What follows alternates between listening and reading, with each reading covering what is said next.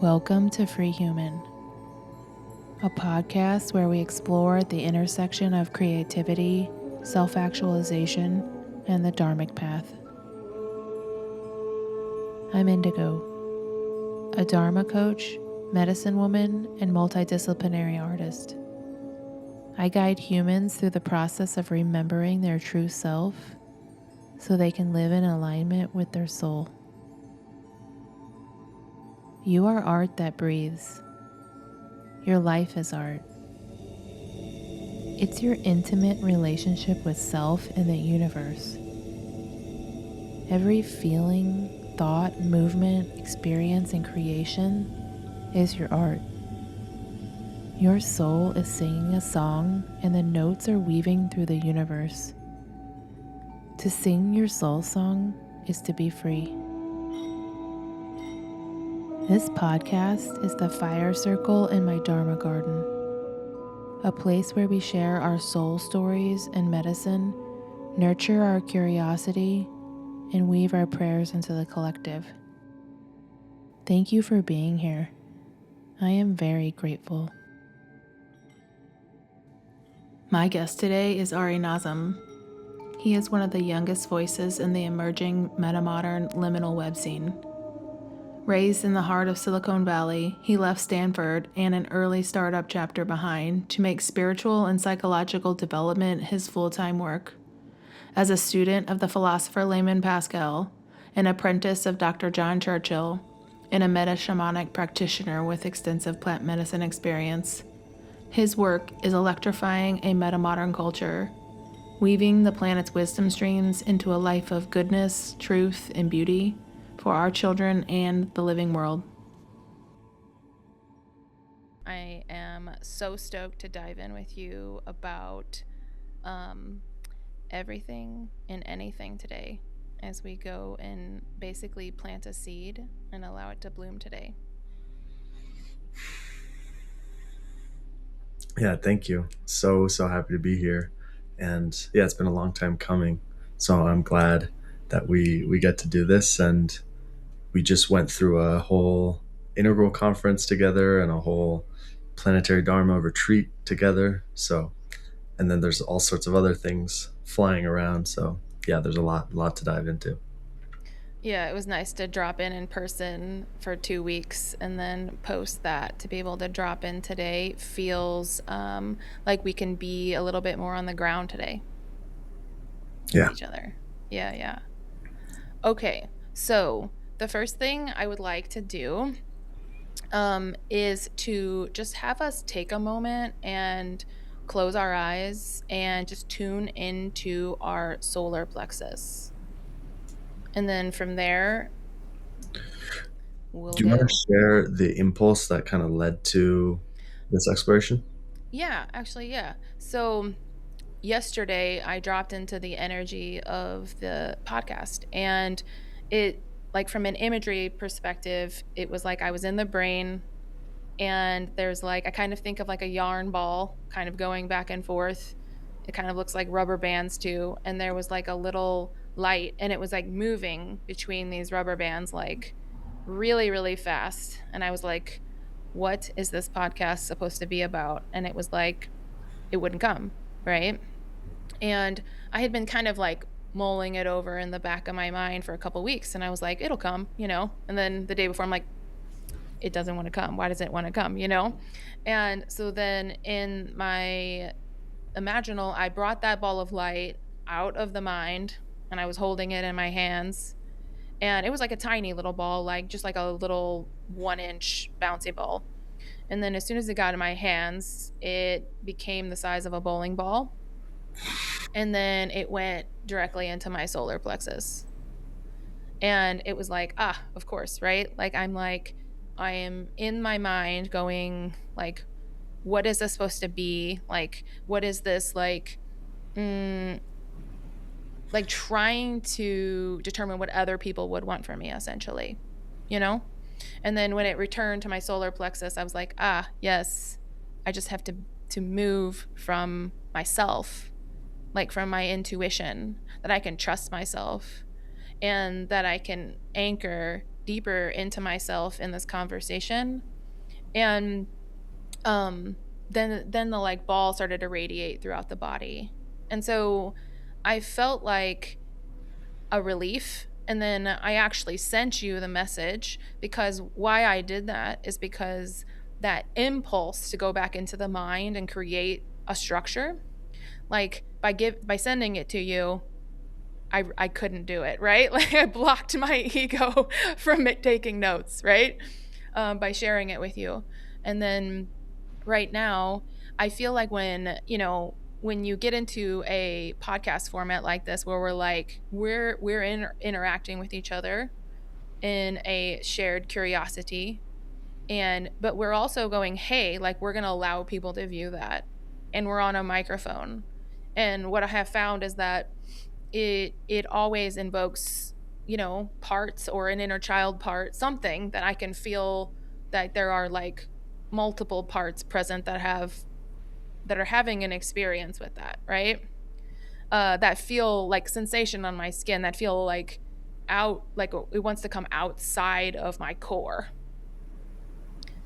right? And so when I go from that level of like a podcast being, I think on one end, like being like the best performance of what you do, to all the way back to yesterday going like, I'm a medicine woman. This is a ceremony. Can I own who I am?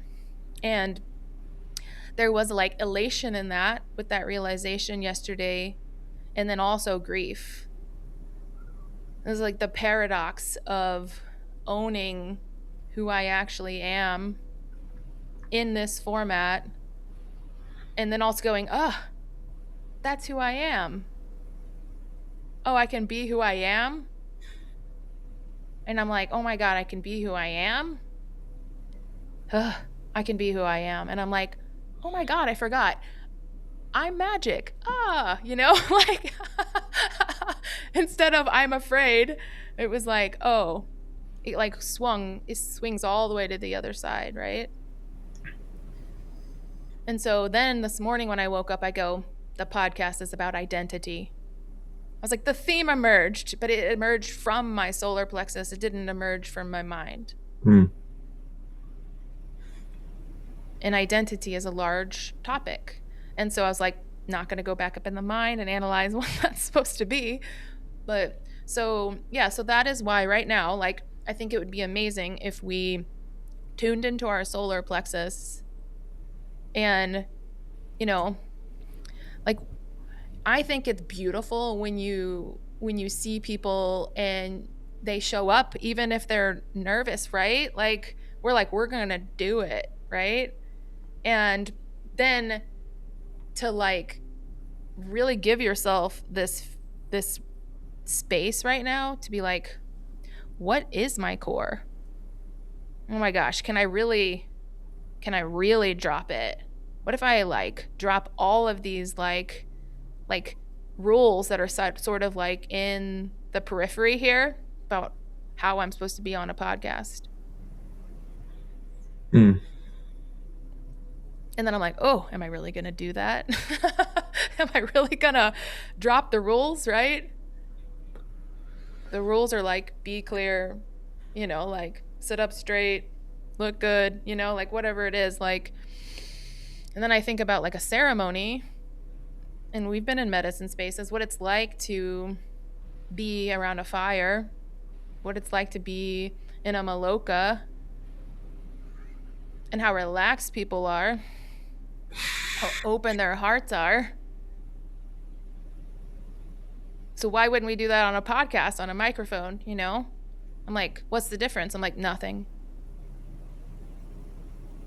I mean, some things, but really internally, it's just a perception that we have of the difference.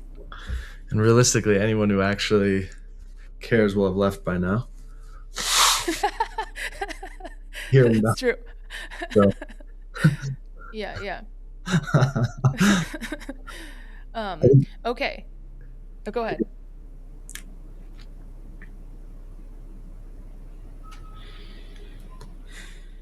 Yeah, I guess that's something. I think something that, because yeah, I'm going there right now into the solar plexus, and Hmm. there's kind of like a,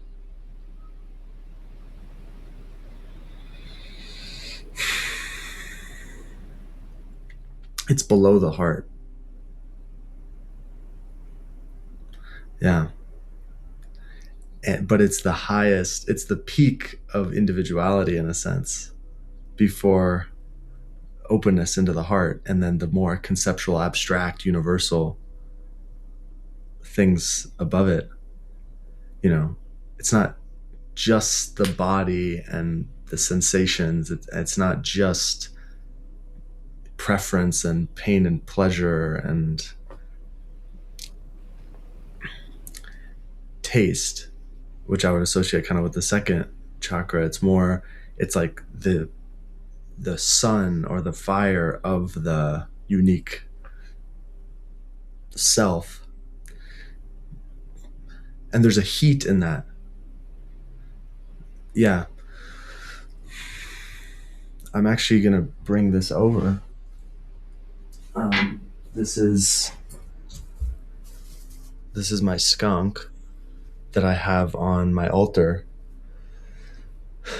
and I'll just put him here with us.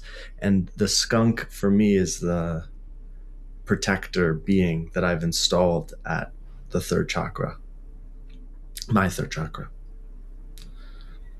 um, for a variety of reasons. You know, it in nature, things that have like super high contrast, they're usually dangerous, and it's usually a warning because you think about a robin or a deer or something like that. They're not trying to be seen. They're camouflaged in with the trees or with the environment or something like that. Most animals that are not huge predators, even predators, they don't want to be seen, right? Like they want to do their thing and be part of the environment until they get their job done. But this is a being that's saying like, I'm here. I'm here in a big way. And the spray of the skunk, it attracts the mate in addition to repelling everyone else. It's not just a repellent. To like the other skunk, it's like the most amazing smell ever.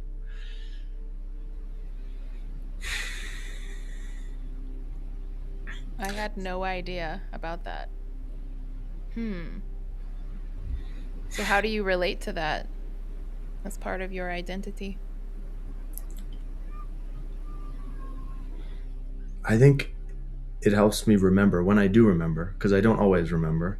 And sometimes I lose the skunk medicine, but and actually the skunk medicine I got at Icon 2024, which is, that's all, it's maybe a story for another time, but it's just interesting how it's related into this whole stream that we're talking about, actually, because we were just at Icon 2026. And yeah, to me, it's a very straightforward thing, which is that the clearer and stronger my no, that's actually the clarity also of my yes, in the sense that if I actually say no to the things that I don't resonate with and don't fuck with and don't care about, that which is actually mine is magnetized to me because I'm polarized. And if I'm polarized, I'm magnetic. The skunk is visually polarized and it has a transmission as a result of that. The idea of camouflage is that it's neutral, it's depolarizing. You can't see where it starts and where it ends. Polarity is what creates attraction or repulsion, depending on the polarity of the other thing. But it's actually what creates coherence. Um,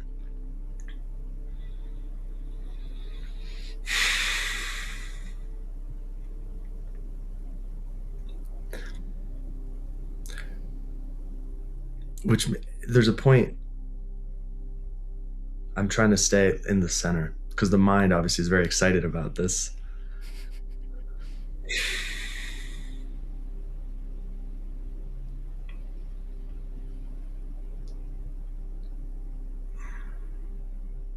yeah, I guess the last piece that feels bundled with the rest of what I shared is there's a whole conversation to be had about the vertical stack of reality.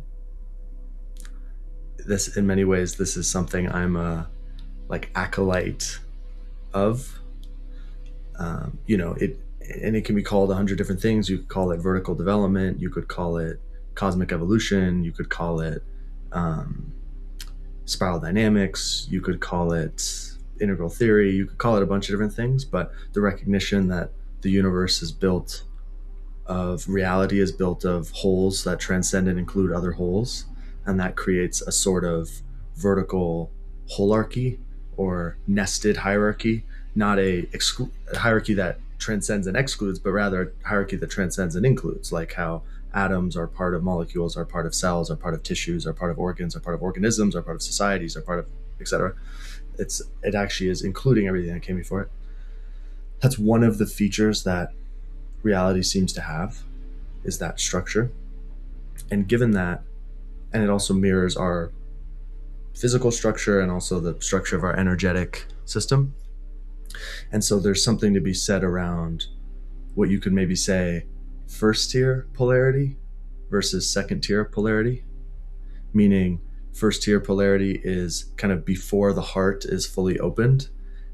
That polarity, I think the reason maybe why some of us sensitive beings, culturally quite updated beings in today's day and age are resistant to polarity, is because the wisdom that came on recently in our broader culture is the wisdom of the heart, with kind of the postmodern movement in the 60s and 70s, and the mass media system and jet planes and really jet planes and mass media, I think, created a globalized world where cultures are mixing, and there are cities where people of all different countries are flying in and out. You think of a New York or a London. I mean, these are huge melting pots of beings. And the heart wisdom is blossoming, has been blossoming on our planet as a result, because the heart is needed to depolarize. What are you going to do when, someone from a country that's warring with another country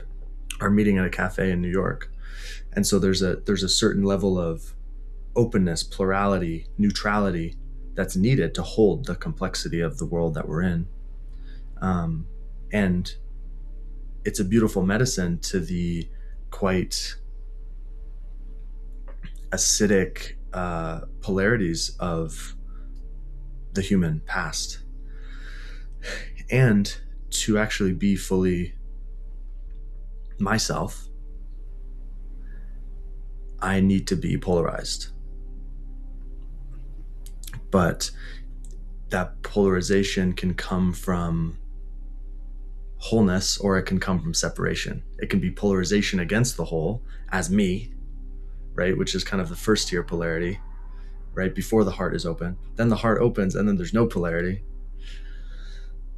But then on the other side of the heart opening, with the heart still open, with the heart mind stable and running, we can come back out of that openness, that wholeness, into a polarity that is expressing the uniqueness of the whole as a thing. But it's not in rejection of the whole, it's as the whole, Ari-ing or unique-ing or indigo-ing, as opposed to Ari as separate entity. So that's just a piece that felt important to tag at the end of that. Yeah, for sure. Okay, so we're going back to the skunk. Okay. So thank you for that. I really went on a journey there and followed you through the land of polarity. And so you were talking about the skunk. And so then, I'm just clarifying this because I think some people have never even come in contact that are listening to what vertical development is, right? And so when we're talking about the skunk, you called it the first tier, or is there a specific, it gets crazy. It's like layers, domains, tier, is there a specific term here on this vertical development for the polarity that's like unintegrated. Yeah. Yeah, it's just a thermometer, really, Okay. because Okay. there are levels way below what we would Mhm. even think of discussing, because they're the Mhm. levels of development or complexity of like algae and stuff like that, and we just like don't think about that. Yes. And then there's also, I'm sure, beings of a much higher level of biological development than us that can hold levels of noospheric or cognitive or cultural development that are way beyond what we could even literally what we could even conceptualize of by the nature of the limitations of our biological system. Um, so we're always talking about a band. Yeah, and I That's, like these three places that you hit on the band. yeah. And so we can simplify that band in the same way you can simplify a thermometer and say, well, there's some temperatures that are cold, there's some temperatures that are kind of temperate, and there's some temperatures that are really warm. We're doing that to vertical development. You could say there's 12 levels like Stages does. You could say there's 8 levels like Spiral Dynamics does. You could say there's 7 levels like I often do. But what we're talking about here is basically the more kind of personal stages. So this would be like kind of egocentric and ethnocentric. So like I am me and what I'm feeling, or I am us and what we're feeling. But it's a particular us that is defined in its way of life that is separate or distinct from other us's. You could say that those would be kind of first tier sort of thing. Mhm. Then there would be like the middle one, which is actually it's about all of us. It's about all of the various us's that exist in the world. It's about the LGBTQ people and the Senegalese people and the Burmese people and the birds and the algae and the sparrows, whatever. And that's kind of what you could maybe say is like the heart or the line between me and the big we, I guess, which is also me. And on the other side of that, you would have a grounding in that all of us, and a, and like it goes from either or to both and is Mhm. basically the difference. Mhm. So sometimes, Mhm. yeah, they say the first tier is kind of either or. It's me versus you, us versus them, civilized people versus uncivilized people, or achievers versus losers, or sensitive people versus bigots. Right? That would be egocentric, ethnocentric. And then there's this shift into second tier where it's actually both and. So it's people who are deeply grounded in wholeness, and also and the people who aren't in wholeness are also still in wholeness. They maybe are just not recognizing it, but it's not like a fundamental distinction in the same way. It's these things can exist at the same time. We see how the past remains. The earlier value memes tend to be quite absolutist in that they reject what came before them. Like modernity really shits on traditional religion, right? It says not all answers are in this book. In fact, the fact that the book says that it has all the answers excludes it a priori from having any value, because it's not in alignment with the scientific method, which is how we actually discover truth. So anything from that wave of culture, we just jettison it immediately because it doesn't meet our criteria of what is true. Because our criteria of what is true is, can it be empirically and validated and falsified and these sorts of things. And then postmodernism generally does the same thing with modernism, right? It says because certain factors were left out of the map, because the map maker is always implicated in the map, because every grand narrative, every story about what the universe means and what meaning is generated by a particular body in a particular context through a particular language system, and thus inherits all of the biases and axiomatic presuppositions of that being and the systems through which they're thinking. It's inherently partial, inherently constructed, and inherently useless to actually face the terrifying void that is strange reality. And so any grasping towards structure is actually missing the point. Fuck science, fuck traditional religion, fuck everything that came before it. Maybe the indigenous homies, they have something to say, but we'll kind of shoehorn them in, that kind of thing. Whereas Integral says, well, actually, each of these are, a more integrative view or a second tier view would deeply understand the developmental nature of reality and see that each one of these stories, each one of these perspectives is playing an adaptive purpose in a specific context and has value and can be integrated into a larger whole. Um, of course, that work, it doesn't just happen because you can conceptually see that they can integrate into a larger whole. The more so like an embodied integral thing is to wrestle with these different parts of ourselves and to wrestle with when their edges come up against each other, when the traditional layer in my self comes up against the pluralistic layer, or the modern layer comes up against the more indigenous layer. And instead of collapsing to one side of that polarity, it's actually about holding the view and sitting with the tension of those things as they kind of rub against each other and give birth to a third thing that neither of them can see. Mm-hmm. A whole other thing, but I'll pause there because I'm Okay, leaving solar plexus. I like that because we went into basically, another term for vertical development is like spiritual development. I have a lot to say on the word spiritual, but Mm-hmm. do should I can Yeah, say go ahead. I just want to make sure, like, vertical, obviously that's just a direction. And so just describing that, I think it would be nice to just kind of explain what that is in conjunction maybe to psychological development and how spiritual and psychological development play into this. totally. Yeah, there's so many ways to go there. Well, okay, here's the I feel like I seem to be like a filter for complexity. And like when you first showed me the skunk, the first thing I thought of is, I know that you're referring to the development of yourself from the heart opening space, right? The like, oh, to like, I have to actually dharmically develop myself, and that is innately polarizing. So you're not talking about that first tier polarization.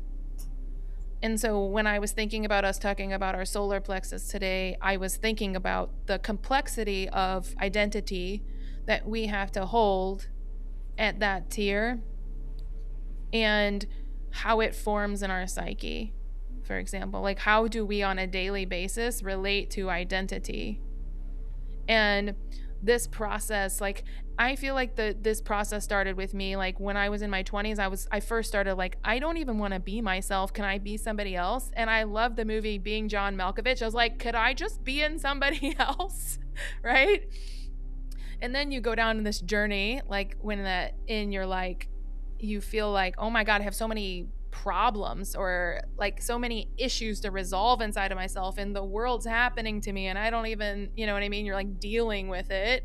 And then you like keep moving and you begin to like do the work, and you're like in the work of opening your heart, which is like the shadow work and the working with your ego and the parts and your inner child, and you're like cleaning yourself up, right? Like, and that is like the complexity of talking about this is I feel like it's like you're cleaning up, and then that's like waking up and you're like growing up in that process, right? Like your heart is opening up, and then you like, there is a profound, I have found, like, and I feel like we have shared resonance in this, like there is just this profound feeling of wholeness, this profound feeling of unity and love that happens with when you begin to like really open your heart.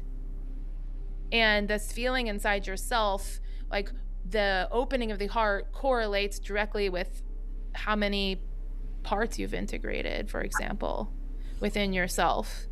And so then what happens is that the more parts you integrate and the more proficient you get at working in, for example, archetypal energies with your parts, is that you become a lot more complex inside as far as your identity goes.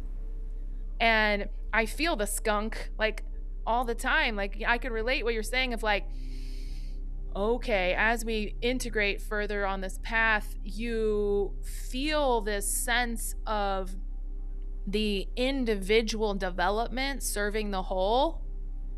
In that serving isn't like everybody loves me. You know what I mean? Like, that's not how you serve. And it to me is asking greater and greater levels of integration of that polarization. And so I'm wondering, like, okay, so if I ask you, like, today how you relate to the complexity of your identity, I'm curious, like, what's inside you, which could be answered so many different ways, but just wondering what comes up for you. Yeah.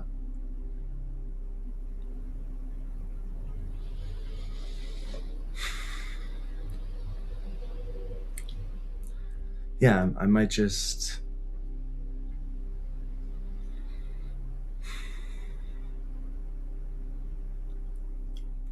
I'm going to do my very best to speak from my direct experience as opposed to, things in the freezer. Mm-hmm. Which I guess is a partial answer to that question, because it feels like that is an element of my experience of myself. Is there are moments that I find myself in. I find myself adapting to that moment in a particular way. And then often that, because I did that, even because I answered a certain question earlier on the podcast a certain way, or I showed up in a certain way, there's kind of an inertia to that. It was like, oh, well, that worked. Great. Let's put that in the freezer. Right. And then the next time it's time to eat something, we just heat it up from the freezer. Right.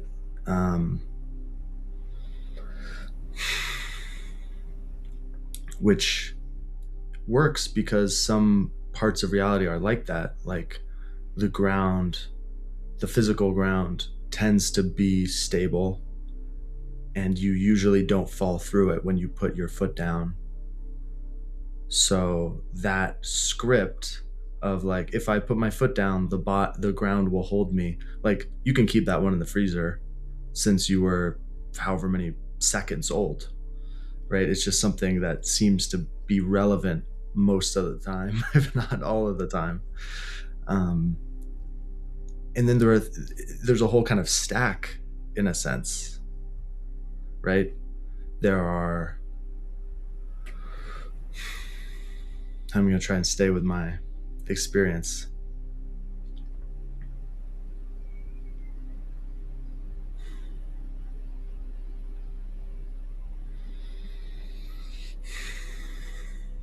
I've been doing a lot of like Buddhist type practice over the past few years, and especially over the last 2 years, because of working with John Churchill and apprenticing to him in person here in Boulder.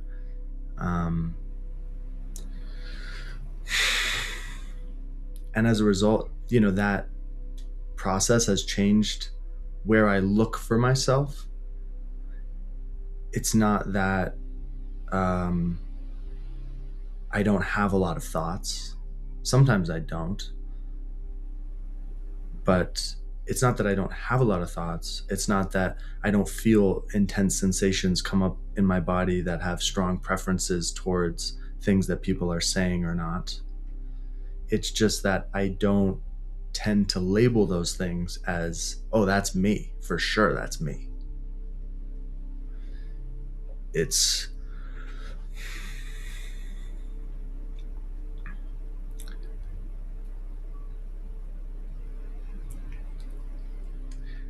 I have to come out of my experience a little bit to actually say anything at all, which is another answer to the question, because to say something is also to some degree, it is to freeze something. There can be a type of speaking, maybe that's from a more immediate place, But it's actually rare that I think, like,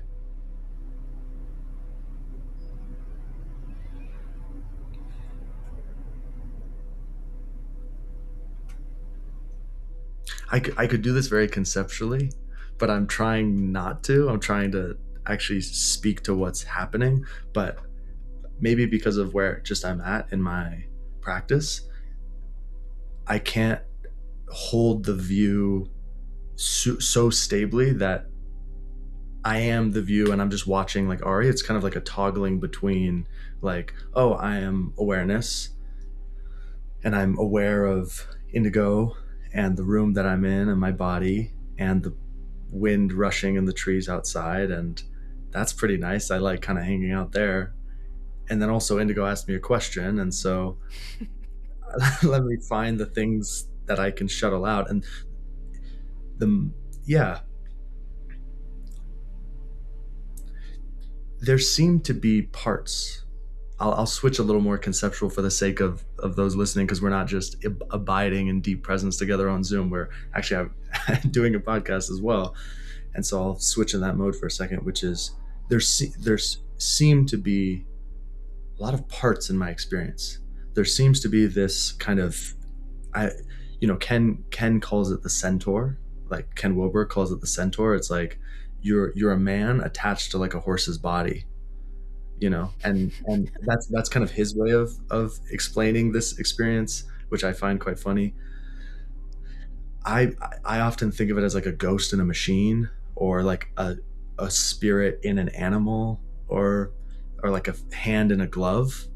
But there seems to be this like physical being who is blood, like related to the Persian people, and comes from that branch of humanity, and is definitely an ape of some kind, is like related to the apes, and is the ape thing is built on a mammalian architecture, and the mammalian architecture is built on a reptilian architecture, and the reptilian architecture is built on a fish spinal cord architecture, and the fish spinal cord architecture is built out of eukaryotic cells, which are more active and energy rich than prokaryotic cells, and happens to be made out of cells, and happens to be made out of organelles, and happens to be made out of proteins, and happens to be made out of molecules, happens to be made out of atoms. And so there's a genuine evolutionary lineage that this body has that gives it inertia, right? It's almost like for each of those layers there's like these like inertias, right? It's like, given that I'm a cell, and not, given that I'm a cell, let's just start there. Given that I'm a cell, it's like I need energetic input in the form of food to stay a cell. That's the difference between a cell and a molecule. Molecules, you don't need to like do anything to them to keep them being molecules. They need to be in a certain temperature range. Certain molecules need to be really hot or really cold or whatever, but it's very simple. They just need like energy in the form of heat to stay organized. Atoms don't even need that. Atoms will just atom themselves in the middle of space. They don't even care. They'll just be an atom, and nothing can make them not be that unless a huge amount of energy comes in or something else comes their way. So an atom is just atoming. But to be a cell, it's fighting the process of entropy, which wants to disorganize it into like back into mundanity, back into flatness, back into energetic equilibrium. So to stay being this cell guy, it requires food. It requires energy coming in to uphold the processes of keeping the cell wall intact, keeping the internal functions going, to allow for DNA replication to happen, and these sorts of things. It requires food, right? So I'm made out of cells, and these cells want food.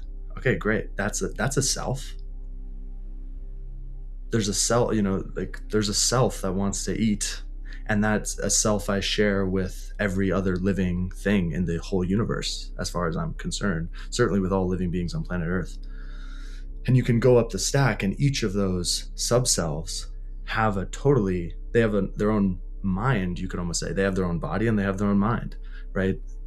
That would be the inside and outside of that being, would be the body and the mind. But because we're descended from fish and we have central nervous systems and spinal cords and sense organs that are feeding inputs into that spinal cord, I have preferences. There are some things I want to put in my mouth, and there's some things I don't. There's some things that my eyes like looking at, and some things they don't. There's some things my ears like hearing, and some things they don't, because we come from beings that have been worried about that for a really long time, right? We come from reptilian beings who, I don't mean to say, I apologize to the, reptilian homies.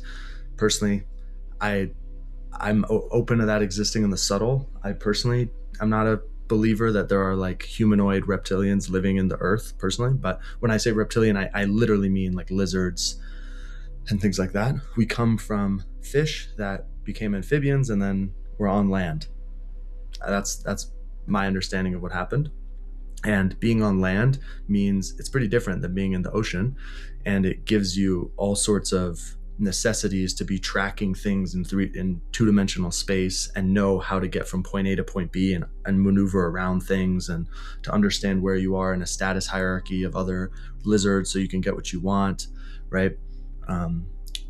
These are very primal, deep structures that we inherit. People think these are human behavior things. They're not human behavioral things at all. And they're reptilian things. To me, that's what maybe I think some people are catching in the astral and then making it very concrete. They're saying, oh, there's reptilians that run the world.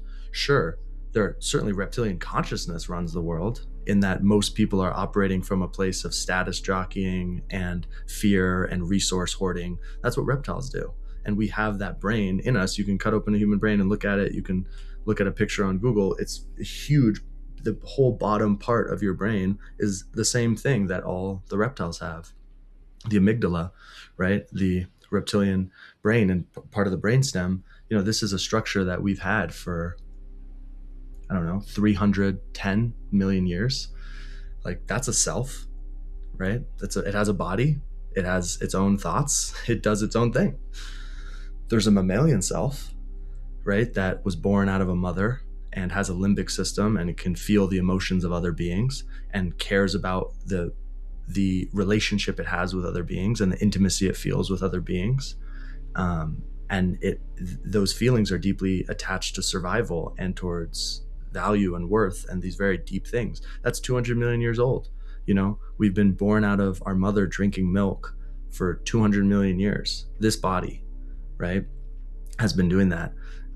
That's a lot of inertia, right, for wanting to be cuddled up with another warm, fuzzy being and to feel deeply felt and intimate with another body and being, right? There's an ape being that's been around for about, we were monkeys 55 million years ago, apes 25 million years ago. Apes are basically tailless, more advanced, socially smarter, bigger monkeys. But the monkey thing is very unique because it's the part of myself that knows that it's part of a troop. Like if you think about a squirrel, squirrels aren't part of troops. They're born of their mothers. They are raised by their mother, and then they go off and they do their thing. They find their mate, but they're kind of solitary besides when they're mating. Sometimes the women hang out together, like, mammals, sometimes like kind of not very social mammals like tigers or something. Big Daddy is holding a territory. He's stomping around being Big Daddy. Mama has her little cub with her, or maybe she's looking for Big Daddy. She comes over, they mate, she gets pregnant, she walks around with her baby and teaches them stuff until they're ready to go. And then if it's a girl, sometimes it hangs out with the mom or it does its own thing. If it's a dude, it starts holding territory. Maybe it fights and kills its dad. Happens all the time. They don't give a fuck. It's not like, oh my God, you're my dad. It's like, it's who is this guy? It's some other old boof ass tiger. I'm gonna kill him and take his territory. Screw him. Like, whereas apes are not like that. Apes are born in a troop. So a troop is male and female, babies, juveniles, adults, elders in one community. And they have complex social hierarchies, complex communication systems. They have different roles, specialized roles. There's an understanding of kind of like personality type almost, that it's a basic personality type. It's not like very complex. It's more like who has the most testosterone and who's like the most like who's the biggest dog, but it's still in there. Mm-hmm. Who's the most strategic? These sorts of things. Anyways, that's a whole part of our being, right? And then there's the early human stuff. Um, that's just in the biological being. These are just layers in the biological being, right? We haven't even got into psychology and noospheric development, which happens when a human being is born out of a mother. Like, so it's like when you start looking at the selves, it's like, whoa. Okay, so if we stay in that territory, I have a couple questions for you. Yeah. Okay. So okay, I'm going to reflect back to you what I just experienced, and then you reflect back to me, whether it's accurate or not. Like, Yeah. obviously, feel free to correct me. And I'm going to relate this back to your identity. So I could hear you have a part that's like a extremely strong storyteller. And so I'm like, to me, I'm listening to a storyteller part. And then I'm wondering, like, because this type of storytelling, I don't think it's just like, to me, I've heard you tell pieces of this. Like, I'm wondering, like, one, how do you relate to this story dharmically? Because this is a unique story, in the sense of like how you tell it, the depth of it. To me, like, I hear an expression that I haven't heard, that maybe people need to hear. And I hear,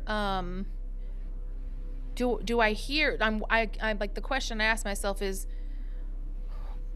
like, how deeply do you feel that your self has like integrated this story? And in this story, you just told me a segment of it. So I'm wondering, how does your psyche rock through those layers that you just told me, the reptilian and then the ape, like, and so do you feel that, or do you register it when you're living and like lucidly in the present? Like, do you tune into that? Does that story feel like how your psyche routes your identity?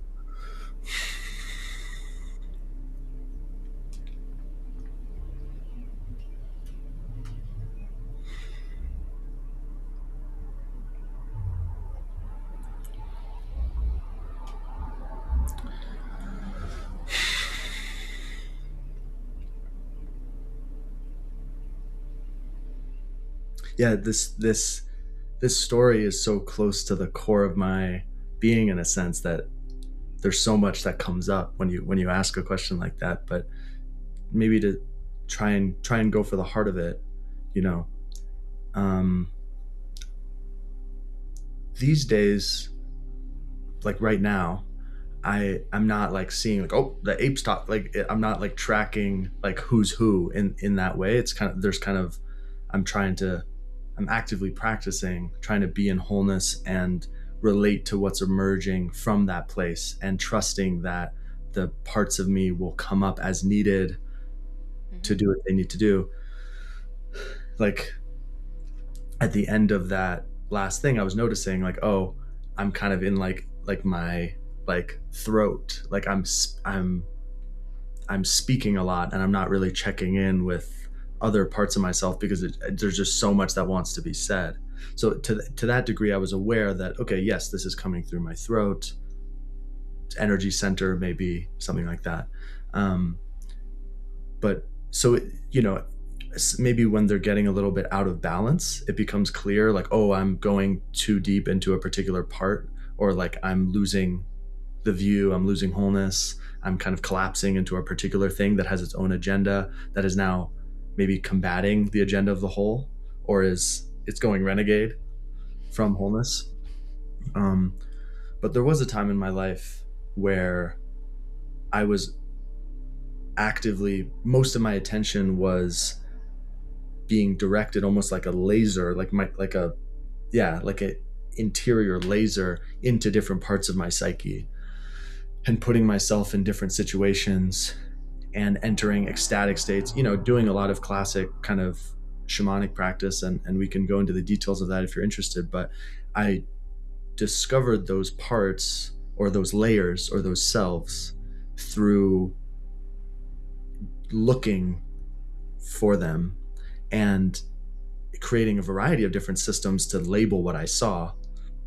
This is just one labeling of what I saw and one way of telling the story of what I saw or experienced. And then by using that map, they became much clearer as well, because it's like someone doesn't know music, they just hear a bunch of keys on the piano and they say, oh wow, that sounds great. And then you learn music and then you understand, oh okay, this person's doing like a major chord progression. I'm not a big music guy, but just using it as a metaphor, like they're playing a certain type of chord progression, or they're doing a weird thing, they're subverting the normal chord progression, and that's why it's interesting. Like to someone who listens to jazz or something, they like know what it should sound like, and then when the person deviates, it's like, well, that's cool. So there's a deeper appreciation of like the individual structures and notes that are making up this thing. And I think, I spent a lot of time like lasering in on like, wait, what are actually the specific parts of my being, of my body? Like, can I understand the physical body? How is the physical body constructed? How is the psychological being constructed? What is it made out of? And I put myself in a lot of edge case scenarios, like fasting for, 4 days with no food and no water, and seeing like which parts like shut off, and being like, oh, okay, some of these parts are deeper and are like always running. Some of these parts are more contextual based on how much caffeine I've had, or like how much food I've had, or how good I feel in my relationships. And so there was a period where it was very clear to me what was what. And a lot of my attention, instead of being in wholeness, was actually focusing on the particular and trying to see, okay, what archetype am I speaking from right now? What, and creating archetype systems, and what layer of my being am I speaking from right now? And going super deep into developmental psychology and like constantly like meta analyzing, like where am I speaking from developmentally right now? Is this actually an integrative perspective? Is this second tier? Is this 4.5? Or is this and like just tracking, like meta tracking constantly as my practice. Mm-hmm. Whereas now I would say on a day-to-day basis, more of my focus is on, I would say, more like the waking up stuff. At least just in this period of my life right now, I'm really trying to hammer the waking up stuff, because I feel like I was bottoming out in the other, like the different developmental streams touch each other. Like if you haven't grown up a lot, it's going to be hard to do a bunch of cleaning up, right? Because like if you don't have a real reason and a deep desire to serve the whole and to show up in your relationships with like equanimity, and if you don't see the ways in which you're showing up terribly in relationship, or the way in which you're acting out unconscious patterns from your parents or from culture, whatever, to the degree that you see that is the degree to which you have desire to like clean up that shit. But if you think that everything that you share is really justified, and that your strongly intensely felt emotions are finally true, and that if people don't get them, that they're stupid, or that they don't like you, or they aren't your friend or something like that, what's the impulse to clean up? And so these kind of streams touch each other, and I think I was bottoming out. I was doing a lot of cleaning up, a lot of growing up, and some waking up, but it was more like peak experiences of waking up that would then show me stuff that I wanted to clean up, or show me new capacities that I wanted to grow into. But right now I'm focusing a lot more on the waking up. So the waking up is in some sense less particular. It's like you're trying to go to the more deconstructed, the more universal, the more primordial of like just like stuff that babies are sitting in when they're just born, like just raw awareness, undifferentiated, like sitting in kind of open witnessing of sensation without labeling or something like this, as opposed to a more constructed self later that has particular preferences and goals and objectives and these sorts of things, which is the self that gets evolved by going through the growing up and cleaning up process. Yeah. Okay, so I'm going to reflect back to you again and correct me. And so what I hear you saying is that's how you relate to your identity right now. Like that you're not relating to it in the sense of like um like you were saying, like there's like times where you're holding parts and archetypes and you're tracking a lot for integration purposes. But like you, Ari, your identity is you're sitting in as much just still awareness and letting what arise, I should say. In a conversation like this, yeah, where it's like we're dropping in and we're doing this on a day-to-day basis, I would say there's a lot more personality because I'm driving somewhere or I'm talking to someone, and it's almost like every person I talk to, like even in this conversation, right, it's bringing out an Ari. And yeah, it's like constructing an Ari to meet this moment. And then that's what I meant by the freezer, is that I think in previous times in my life, like I would then like freeze that Ari that emerged and like put it in the freezer. And then the next time someone says Ari, I would bring out that Ari, right? And you're kind of like accumulating shit like on that guy over time, and it creates this persona, and it creates this being and this person, that that kind of goes maybe until like the end of like the third person perspective. So like in a stages view, we'd say maybe at 3.5 is like the final like huzzah of the like individual constructed self that is meeting particular moments and is kind of aggregating strategies for relating to experience, right? But when fourth person perspective is entered, it's like maybe it starts as conceptual, but then it becomes more experiential over time. There's an experience of recognizing context as being primary, as opposed to, in the first person perspective, your own sensation, your own experience is primary, your own thought, your own action, or your own impulses, your own interpretations of what's happening in the moment. That's primary, right? That's where babies are at, and a lot of adults get stuck there as well, or collapse there frequently. Second person perspective is seeing yourself from the outside, right? It's seeing yourself from the lens of another, usually a big other like God or like the one true way, or and maybe a child wouldn't say that, but let's say someone who is deeply in that perspective, they have a belief that this is the way the world works, this is how the good people act, and I am trying to regulate my crazy self to the laws of the good people, and you can justify that 100 different ways, but there's something that's cool, or there's something that's dope, and there's stuff that's stupid, and you want to be on the doper side than the stupider side. But the dope is a certain we. There's a certain we that thinks that's dope, and the other people are lame, or that could be a religious belief, that could be just a friend group on the playground, that could be a company culture, it could be a variety of things. But second person perspective is that way of relating to your first person experience, is through the lens of, to what degree is my first person experience lining up with the ideal as defined by an external other that I am inhabiting.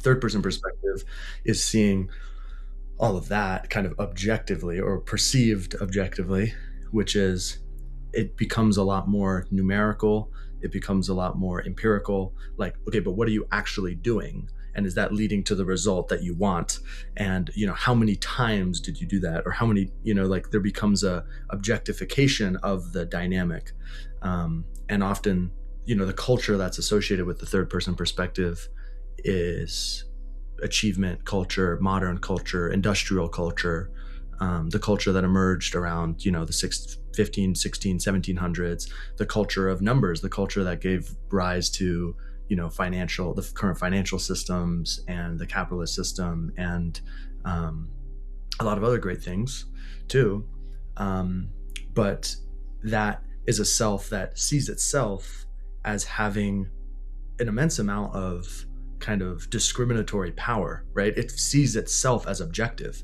I can trust these things. There's 5 of those, there's 6 of these. That is a fact. It doesn't matter who's looking, what I feel about it, it's just a fact. And there's like a deep kind of security in that, right? There's a deep security in being able to say, I have $1 billion, or I'm a millionaire, right? There's like a number that I am, and that number is more than other people's numbers. And so all the deep feelings inside me, in my first person experience of maybe feeling weirdness in my stomach, or when I walk into a certain room, I'm feeling shame because I'm not expressing myself properly. Great. I'm a millionaire. So fuck all that. I'm a millionaire. So boom, that just like, this sort of thing. Or I'm a whatever, I'm a senior analyst at JP, whatever, like whatever the title, the objective thing is. Anyways, in the fourth person perspective, it's context becomes primary. So you see, oh, if I go to Eswatini or if I go to Burundi, they don't give a fuck that I'm a senior marketing analyst at JP Morgan. There's no place in their story for that to slide into. They're just like, great, some white dude, cool. And it's just like, and that's valid. It's not like, oh, there's some sort of uncivilized whatever, like, oh, they don't get it, da da da da. It's, which is what you would say from a third person perspective. You would say, in what scenario would it actually matter to them that I'm a senior? Like, you start to see through these sorts of things, and it's like, in that context, what actually makes sense, what the different peoples of the world and the different cultures of the world, what they're doing makes sense to them given their context, and I'm doing what made sense to me given my familial context, cultural context, economic context, etc. But the self becomes an answer to those questions as opposed to a fundamental truth that is always real or finally unique or finally mine. Right? It's a system and a network of strategies that emerged as a response to conditions that I have now grabbed onto, and there is something about it that is uniquely you, in the sense that it was the strategies that you were successful at executing, right? Like, when I was nervous as a kid, would be funny and make jokes and take the attention in somewhere else. That's because I have the capacity to do that. That's something that is actually unique to my biological organism or my soul or whatever it is.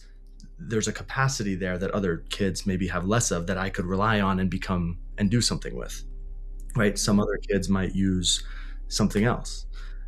So there is a uniqueness in it, but it arose, it developed in a certain way, and it came out and it was codified in a certain way in a particular context for a particular reason. And at the fourth person perspective, that's visible, and this usually creates a lot of like desire for like authenticity, or to strip away conditioning, and a deep desire for cleaning up happens, because it's like, wait, what the hell? Like, I'm not able to survive. I'm not able to meet all these contexts that I'm in because I'm relying on this conditioning from when I was a child, or from my previous job or my previous relationship. But I actually want to meet this moment in its native context. And I'm noticing parts that are stopping me from being able to do that. And then you start doing all the work. Before that, it's like, oh, these people are so fucking weird. Like, like, why would, oh, they don't understand me. Great. I don't understand them. Why would I want to change myself for them? But in fourth person perspective, you're like, well, the self was just a freeze dried thing. It's taxidermy of something that made sense in a particular construct. And then on the other side of that, there's a reconstruction of the self, maybe when we start going into, beyond fourth person perspective, or even 4.5, like later fourth person perspective, there starts to be a recognition of, okay, well, I always seem to have a self. I have to wear something in the morning. I have hair growing out of my head. I speak in language. How do I want to do that? Mm-hmm. And from a place of recognizing more context, a place of a ground of deep openness to that which is happening, then there becomes a deeper question, which is, okay, who am I really? Not who am I to, and part of this is linked also to socioeconomic factors, relational factors. I would actually say the majority of things that keep people stuck or whatever, I think that's why some of the vertical development stuff can be dangerous, is because it's like a ladder that everyone wants to climb, but actually people's psyches are adaptive to the conditions that they're in. So that's why psychedelics can be really damaging for people, or big experiences can be damaging, because you're getting a peak experience of a level of self that is out of context in a sense. And as a result, you then might like leave your relationship or quit your job or do something that yourself isn't actually ready for, Mm-hmm. because you had some download in that state, but it might actually be something you need to grow into over a long period of time. Um, so it's not a vertical thing. It's, it's very hard to, and I speak this to some degree from experience, but also from just a conceptual place, which is a lot of people in the research, a lot of people's development stops when they get married, because, or when they start like entering a serious partnership, because the reality field of that partnership has certain worldviews baked into it. It has certain yeses and nos baked into it, right? It has a certain uh, perspective in it. And to stay in intimate relationship, you have to confirm that perspective, right? Like that's what a relationship is like is like living into the same story or into the same patterns or into the same habits. And so a lot of people get arrested developmentally or just locked developmentally when they enter deep partnership, because you want to keep the partnership going. And so if one person were to suddenly go into seventh person, paramind, meta blasted, ultraviolet perception, their partner would be like, yo, what the fuck is going on? Can you like have a conversation with me, as opposed to just like abiding in like the final last, it's like, wait, where did my partner go? Like, what the fuck just happened? Or, and sorts of things. So, and then culturally also, you start to become ostracized the more you move away from the cultural center of gravity. Below the cultural center of gravity you get ostracized, and above the cultural center of gravity you get ostracized. Like, and so there are fields, magnetic psychological fields that are kind of structuring psyche. And so it can be very difficult to get out of the relational field of one's family, or the relational field of a partnership, or the relational field of a friend group, or of a company one works in, or of society writ large, which is getting blasted into your face, especially if you live in a city with billboards and the built environment is a sedimentation of the culture, and you're walking around inside physically the culture all day. It's very hard to like get out of that field. That's why a lot of times people go on big trips, to other countries, or, they do a lot of medicine work, or they isolate themselves in a cabin in the woods or something like this, because the psyche needs like space, and the energetic system needs space from those energetic drum beats, so it can start to find its own rhythm and not just be overwhelmed, Yeah, that was kind of a little riff, but. Well, I liked that riff, and yeah, that's the domain that my work is in. And okay, so I'm going back to your you see a theme here. I'm going back to your solar plexus. Okay, so your identity here. So you said that obviously we're just in this conversation and we're just, whatever's arising is arising, right? And then you're like saying, okay, but in my life, that's when I have more of my parts happening. And so do you feel like you can identify where you're vertically stabilized in that right now? Does that make sense as a question? Let me You're saying what's my level of development? Like, I'm saying, like, how are you relating to your identity on a daily basis? Like, as far as development, I guess. Like, as far as, and I mean, it might be helpful, like, if I can kind of show you what mine looks like, and then we can like go off of that if you want. Cool. Okay, all right.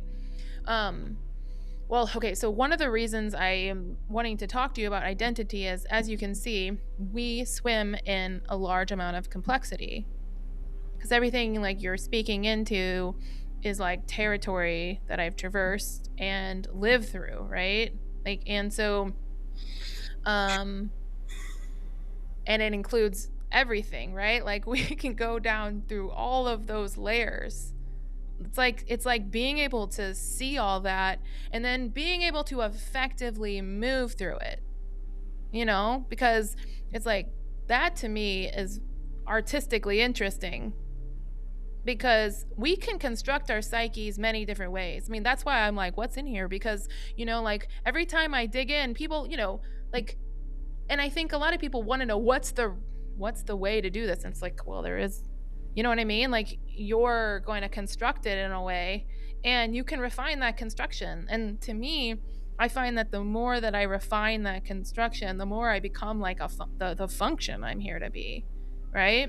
And so, like, one of the things that, like, when I'm currently my identity and where I move through all the things that you just explained, I think are really helpful. And I want to put links in the show notes so people can go explore these things. And it's one of the reasons I'm writing a book, is to show that this information exists, these maps exist, these domains exist, and like, how do you actually do this? How do you actually functionally move through this in life, right?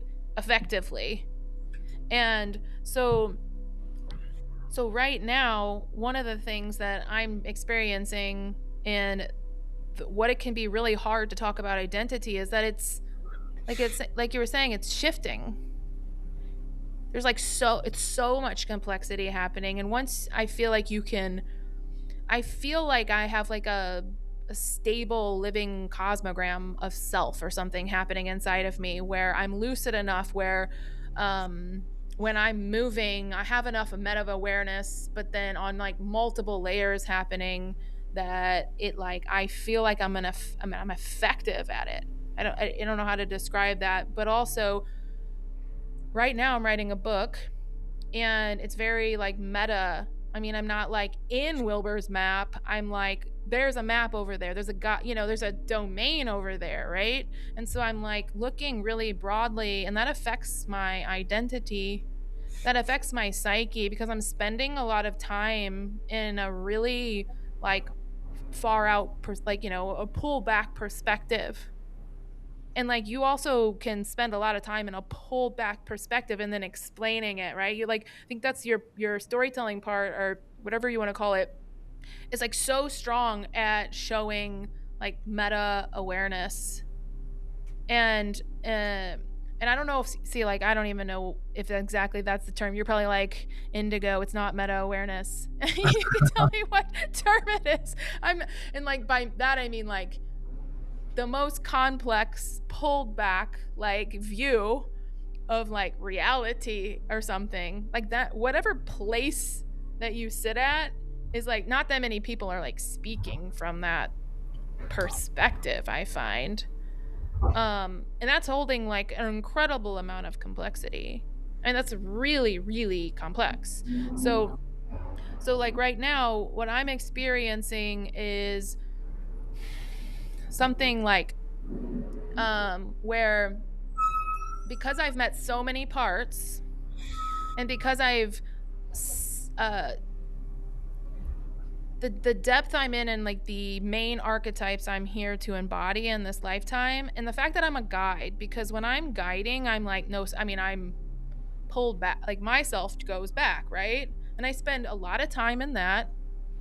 I spend a tremendous amount of time in ceremony. It's all like, it's just dropped in emergence, like we were talking about. Like, I spend more time like that than I do in anything else, and that affects my identity, right? For sure. And so my identity right now, it's like, I kind of like want to say, this is just what I'm kind of like moving through right now, is like, it's like I'm many faces, and it just feels like I could just flip through them, like, or like it's a fan, and I'm just like, and I don't even necessarily have to think about what needs to come up. And of course, like, yeah, I'm not talking about like my neurotic part and the part that, you know what I mean? Like all of those parts, but like, it's almost like you start to like the acceptance for how many parts I've met. And through my work, I meet my parts through listening to other people, because I'm seeing inside of their psyche, inside of their parts, which it speeds up integration of more parts within myself. Totally. And then I'm with a mentor who is speeding up my process, you know? So at that point, one, I've deep compassion, like the amount of compassion for humanity, like it becomes so large. Like, it's like and within that, it's sometimes I'm like, who am I? And it's not depersonalization though. It feels like sometimes a sense of like no self, or that there's like a ramification for just me spending a lot of time pulled back, in the sense of like the identity feels like large inside or something. And then of course, can I pull whatever thread? Like, depends, if I'm at the bus stop, I'm like a totally different person, right? Like we shapeshift. And so then Right. it's like I feel the most anchored in like the identity of a shapeshifter, almost like more than I do. Like I have more of an identification with the fluidity than anything else. For sure. And then though, like when it comes to my solar plexus, and I mean, it's like really my lower chakras. I'm like, yeah, but like I have desire, right? Like I'm listening to my desire. Like, and so that desire is like my psyche is like, I have 3 archetypes I'm here to master, and they're schools. I'm in these schools. And I'm gonna die well before I master any of them. You know what I mean? And they're very directional for my identity. So my energy is going through those archetypes. And my parts are going through those archetypes. And I can track that. And then when I think about myself, I think about my solar plexus as a sun with all of these spokes. And that's like my development in order to be effective through these archetypes, to be effective through my parts as an expression. And like that expression that is polarizing, that is the skunk, and like the bravery it takes to do that, but also the awareness, like we were saying, you there's like, it's developmental to get to the point where you are like able to move through it, because it's like, yeah, I can like tune into different ways of my identity. Like I can pull up something upon command, like I was saying, like, which face would you like? Hold on 1 second, let me pull this up, right? Totally. I can move between all the things. Or if I'm like not doing that, my identity is like it's pulling up my parts according to like a wave comes, you know what I mean? You wake up and you feel different a certain day, and then your husband talks to you, or your partner talks to you, or you get on a phone call, and there's your material for the day, you know what I mean? And it pulls up that part, right? And so there is a divine timing and orchestration to how that's all weaving in with this development.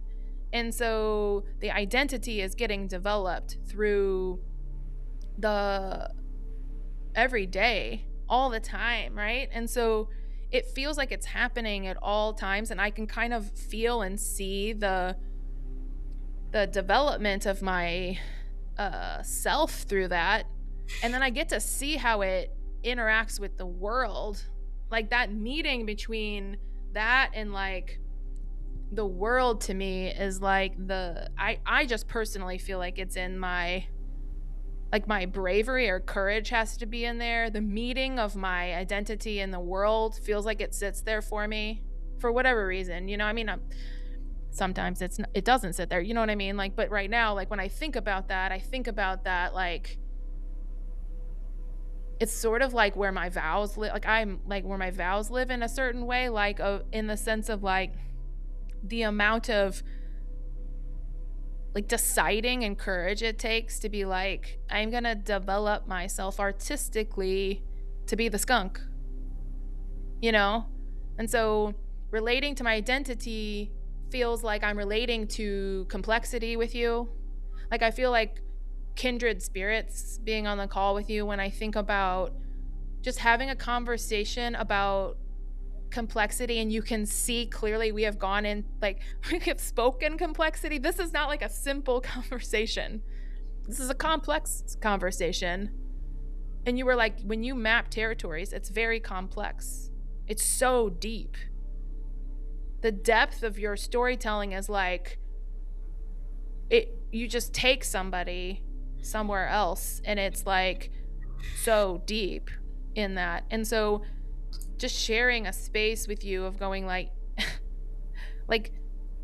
there's so much beauty in the complexity of identity and development, whatever you want to call it. Identity, I'm just using that word today.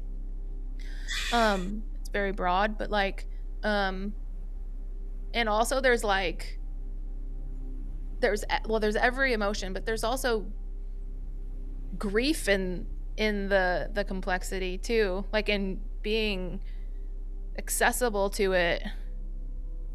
Like, and I don't know if like grief is the right word, but like Well, to you there's a integrate suffering is what I should say. yeah, Integrated suffering. to be aware is to be aware of something is to feel it, or Mm-hmm. to feel it to some degree, and the degree to which you really are aware of it is the degree to which you're really feeling it. And Yes. Yes. then there's on a daily basis. Now I'm not usually overwhelmed by grief. It'll come in pockets or maybe last for a week if something really crazy goes on, or I'm Mm-hmm. really feeling something in the collective for some reason. But yeah, I would say when, yeah, to open my eyes to some of these things, or to become aware of some of these things, especially in the process of kind of being able to see through. Yeah, when I kind of came into the heart in a sense, and was able to, and this is the point that, I don't know, I don't want to go too deep into it, but I want to recognize that there's like an actual, I not only recognizing knowledge, but like emphasize, I don't know, that there's a certain body there's a certain body that can see certain things. On the broadest level, an eagle can see shit that we can't. Great. A octopus or a mantis shrimp can experience colors or waves of the spectrum that we can't because of the rods and cones in our eyes. Great. On a very basic level, that body can see different things than a human body. Great. Then there's also different human bodies, right? There are humans evolved in tribes. We evolved as specialized nervous systems to be organs of a larger thing. There are people that are a little more on the psychopathic spectrum. There are people that are a little more on the schizophrenic spectrum. There are people a little more on the OCD spectrum, a little more on the autism spectrum, a little more on the ADHD spectrum, right? The full-blown schizophrenia, full-blown psychopathy is like that trait taken to the point where it's no longer a part of the whole and it just runs the whole show. Those are the casualties of genetics. They're not, but everyone has a little bit more of these things that we then identify when they become pathologies, right? Like if a pathology can exist, it means that's a sense-making module of the human mind that has like run out of control. But every healthy human mind has all of those sense-making things, right? Mm-hmm. Yeah. Anyways, humans have these, and we could go into archetypes and neurogenetics and the whole, that's a deep area of study of mine, is like, what are the different types of humans, like on a biological level, on a personality level, but there's different types of humans for sure, and those different humans are seeing different things, right? We know that from school. Some kids are in one class going crazy and in the next class completely silent or whatever it is. But then even within a particular body, like even within my body, different states is maybe one word, configurations, state, let's use states for now. When I'm in different states, I see different things. When I'm super, have eaten a bunch of refined sugar and I'm like cashed on the couch watching a TV show, I'm seeing certain things. When I'm barefoot in nature under a full moon and I haven't eaten anything all day, I'm seeing certain things. When I'm on 5 grams of psilocybin mushrooms, I'm seeing certain things. When I'm with my partner and we are in a deep like relational field, I'm seeing certain things. There's like, and those are different. In integral, we'd say every inside has an outside. Like every experiential state, every like psychological state, direct felt state is also correlating with particular neurotransmitters and chemicals and nervous system regulation or not, or if you put me in an fMRI, there are correlates to what I was feeling. You can't reduce it to those because the experiential sensation is different than the objective readout of neurotransmitters, but there are correlates, and that's true for development too.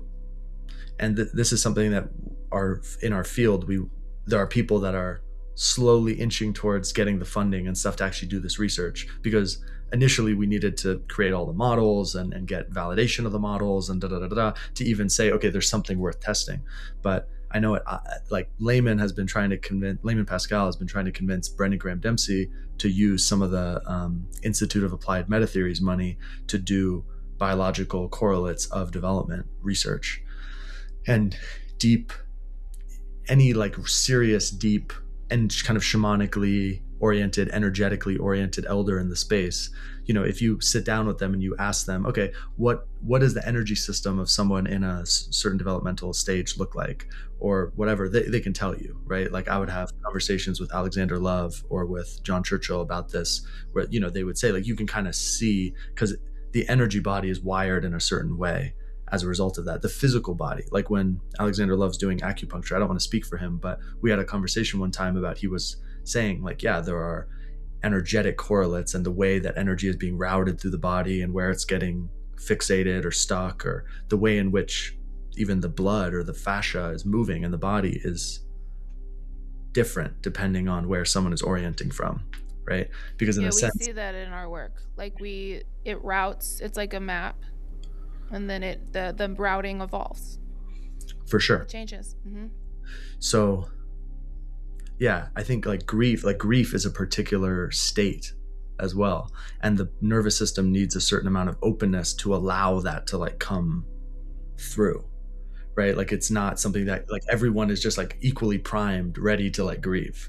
Like there are certain bodies that are better at grieving, that are more open to allowing that to come through, and maybe it can come and it can pass more easily. Maybe it's more intense and then it passes, it's like a storm that then clears, as opposed to like a rolling dark sky for like 30 years, because there isn't enough openness in the system for the rain to actually fall and the water to nurture the land and for the storm to move on. It's just getting stuck in this weather corridor, and that person is always, Yeah, and not to go on a tangent, but I have to please double click on this. It's like what happens when the complexity increases is there's like 10 different ways to process grief. Like it like the first one is like, oh my gosh, I'm finally opened my body enough to actually like let it out, and it's like that's like one way to process grief. So when I was like even saying like, oh, I felt grief, I didn't actually like feel it necessarily. Like, you know what I mean? Like in that way, it's like an alchemical process that's happening in my heart, for example, in my third eye. You know what I mean? Like in my visual field. Like I'm going through almost like a psychedelic experience in which I'm releasing a fear or something inside myself, right? And I still consider that like, but I have to use language. So then I just felt grief. I'm like, wait. You know what I'm saying? Totally. Because it's like, there's like, to me, I don't know. This is just like part of the identity of who I'm becoming is, it is like this feeling of releasing. You release so many things. Like I've released so many things that I love about myself, about the world, in all of the spheres, and to make way for something new to come. And then you're like met with, it's like you meet your new identity there, and like I laugh. It's like I find like a perpetual laugh cry like that happens totally in that process. And then it's like I drew it I can't see my screen, but can you see that? Yeah. It's that's like that's the symbol for becoming the laugh cry. Yes. Yeah, like where you're like, what is identity? And it's like then it becomes like this like complex stream of emergence that's like being experienced and seen and read, like all, like there's just all these layers of that are happening. Yeah, because sometimes it's like, now you're going to do this and you're like, that's going to be polarizing. You know what I mean? Like, or you can, or like, and then maybe we go into that too, of like, what does that actually mean? Because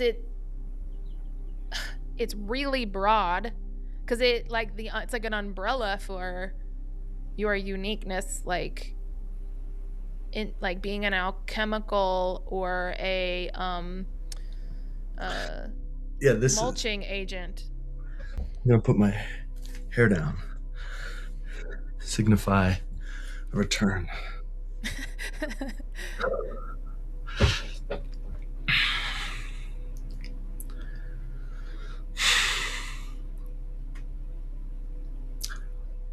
Yeah, I want to riff. I want to let the lightning fly. Yeah.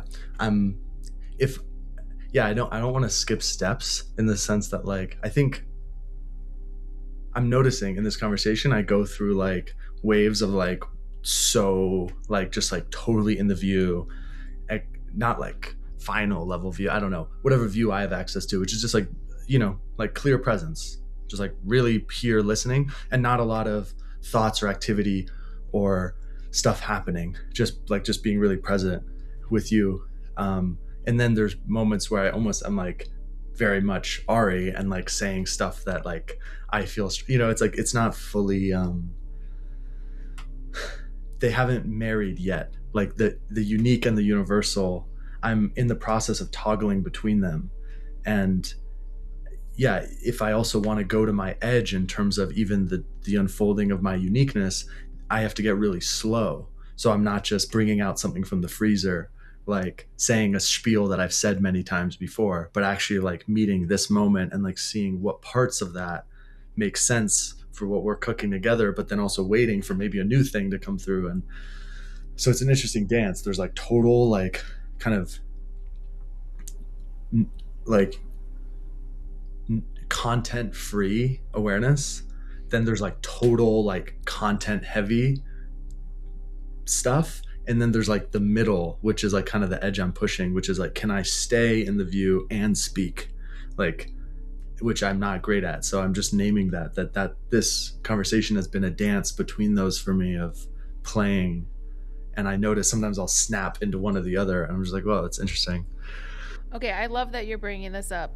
Okay, so, and I mean, first of all, when I'm saying identity, right, like essence, we could also broaden it out, right? Like that, when we were talking about like identity as in like just the individual self, I'm sort of also, again, this is very complex, right? Like what that word means. And it's like, I don't know, like indigo and totality, Ari and totality, how we express and how it goes out into the world too. That's like, we're talking about that. And I was going and dropping back into your identity. And so that I like that you articulated the experience of your identity right now. And I just want to reflect something back to you, which is like the complexity of integration when those two things are really deep, for example, or have a lot of capacity to them. Like your storytelling capacity, I think, is extraordinarily large. Like, so that has, like you were talking about, like energy, like inertia. It is like a jet plane or something. You know what I mean? It has tons of inertia. Well, what do you have to learn? Like, it's like you have to learn how to wield it. Like, if it's a sword, then you have to learn how to wield it. And you don't learn how to wield it unless you swing it, you know? Totally. And then on the other end, presence. Well, wow, that's like the depth of our presence and what that opens up inside of our field is so deep. And I think that your capacity for that is very large. So you're like, if they were like on a spectrum and they were like here, well, you have already like integrated it here. You're trying to like integrate it at this wider bandwidth, I guess, or something. Like, Totally. that's how I view that. And so then you're going to do that integration over and over too, right? Like, because it goes into greater levels of integration, and then it's going to basically, like, some sort of art form, which is like, if it's a jazz piece, it's going to form, and then you're going to settle and be like, oh my God, I can play jazz now between these. You know what I mean? Totally. This is the central archetype that I want to unpack with you, and there's so many different ways to go into it, but I'm just gonna jazz. We'll just jazz. Mm-hmm. I feel like that's where we're at right now. Is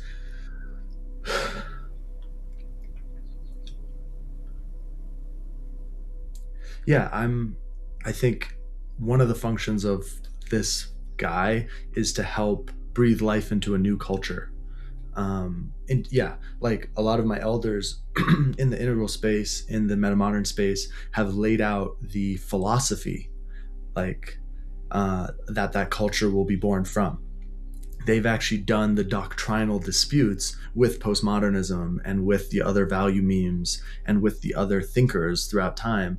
And to me, it's kind of like QED. It's like they win, like metamodernist victory philosophically. That's from my perspective. There are people who will die on the hill of postmodernism, die on the hill of modernism. Great. There's people who are literally dying on the sword of traditional religion from 2,000 years ago. Today there's people picking up AK-47s for the good book today, right? Mm-hmm. That's great. There are parts of my body that are still shitting and digesting food like they did hundreds of millions of years ago. Like, that's me being an asshole integralist, and saying like that, like comparing them to the parts of me that are processing food and shitting. But what I mean to say is that every level of evolution and complexity has an immune system and wants to survive and wants to propagate and continue, because it wouldn't be here in the first place if it didn't have that built into it. The belief systems that don't care about their own survival don't survive. Great. So the ones that are here, they self-propagate. Cool. Please continue, homies who are keeping alive the wisdom of the ancestors, because each of those there's an awakened version and a sacred version of each of those.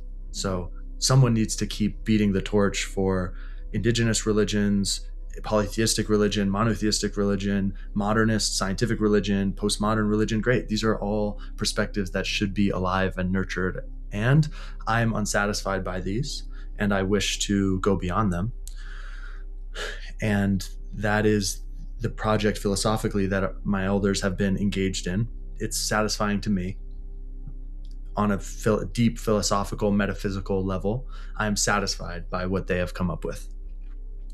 And so then the next stage is to actually breathe that into the relational field. So not just I understand and you understand, it's what do we do given that we understand, right? Who are we given that we understand? How do we relate to food given that we understand? How do we relate to the seasons given that we understand? And so to me, a lot of this also becomes actually a question of land. It becomes a question of place, and it becomes a question of children being born and being educated and elders dying. And that's a whole thing that I would love to go into. But to stay in the cultural before the cultural becomes like fully embodied, to me, one of the features of this new culture is it's a theatrical culture. It's aware of its own theater, in the sense of you could look at cultures as basically plays. It's like, we are going to act as if there is a man, and I apologize. I'm kind of doing an exercise, so I apologize to the true believers, and I have deep respect for these traditions. But I'm just playing here, which is a religion is a play, right? Some being goes and receives a play, and usually it's in a playbook. It has a script. And they come back to the actors, the other actors in the theater company, and they say, everybody, I'm the director of this show. Or actually, better yet, the director has given me special instructions on how this play should go. And none of you guys can hear the director, right? And everyone's like, yeah, I have no clue what the director wants. It's like, great. I know what the director wants. He gave me the playbill. And here's what we're going to do. This is the play that we're going to enact. and we're going to punish the people that don't play by these rules, because these are the ones that are finally true for us and for all people for all time, often is the story. And then we do it. And that's what a family is too, right? There's like a story of like, I'm John whatever, I'm lady whatever, and these are the kids, and this is our story, and this is what's good, and this is what's bad, and this is what we do. And the kids, the kids are born with a camera in their face from when they're born, not literally, but metaphorically, in the sense that they are being seen through a particular lens, through the lens of the parents, through the lens of the culture. And then to survive in that environment, they start seeing themselves through that lens. To be successful as a child is to understand your caregivers and learn how to get what you want and need from them, right? It's also to understand the other kids at school and how to get and your teachers and everything that you come interact with, right? One day we wake up and someone tells you, hey, we're in a system and these paper things are called money. And if you have some of these paper things, you can get like drinks at the corner store, and you can get sick house in Malibu, and you can do XYZ. And this is like the thing that allows in the story other people to give you the other stuff. So you want to get a lot of that stuff. Like, it's literally a story that we are told like it's a show, and we take it really seriously, and we wear suits, and we have small talk at the water cooler. And it's also a huge play. It's a play that works given a particular set of conditions and environments. My belief is that none of the current stories in their original form are adaptive to the level of complexity that the world is at now. And given that, the new culture is a theater company. It is aware, each of the members of this culture are good actors. They've explored different characters, they've played different characters, they've integrated these different characters, but they recognize fundamentally they are not any of these characters. But, like Brad Pitt can play certain roles better than, I don't know, I'm trying to think of the opposite of Brad Pitt, like Aquafina. Like Aquafina and Brad Pitt are good for different roles. You can cast Aquafina as like the fixer in a 1970s Hollywood movie. Sure, maybe I don't know if that's a great casting. I'm sure she could give it a shot. I'm sure Brad Pitt could give the spunky sidekick of like a, like B-list superhero movie a shot, but it's probably not like the right casting. So they're great actors, but there's also like, they're in a body, they have a particular mojo. That mojo is probably good for certain roles. So same in the theater company, right? There's some people whose systems are probably ideal for certain roles in the community, but they also have a lot of flexibility to play other roles. And in different scenarios, they're going to need to snap into different roles. And they might need to, and not just even horizontally different roles, like different archetypes of the same level of complexity. They might need to oscillate between complexity itself. They might need to go into very simple layers. Like often when we're doing, I'll just make it personal, when I'm doing shadow work or cleaning up work with my partner, I'm trying to meet the more individual, personal, ancestral parts of my psyche with like deeper awareness, and kind of surface those things that are really spicy and edgy and like core to like some part of my being, and to bring those up and to own them. Because if I don't own them, it just causes issues down the line.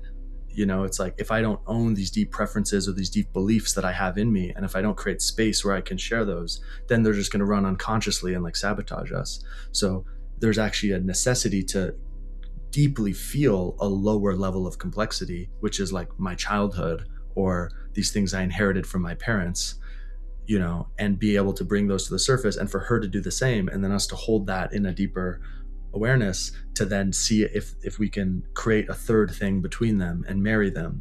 It's not always just being like super multi-perspectival all the time, because there's also less self in that.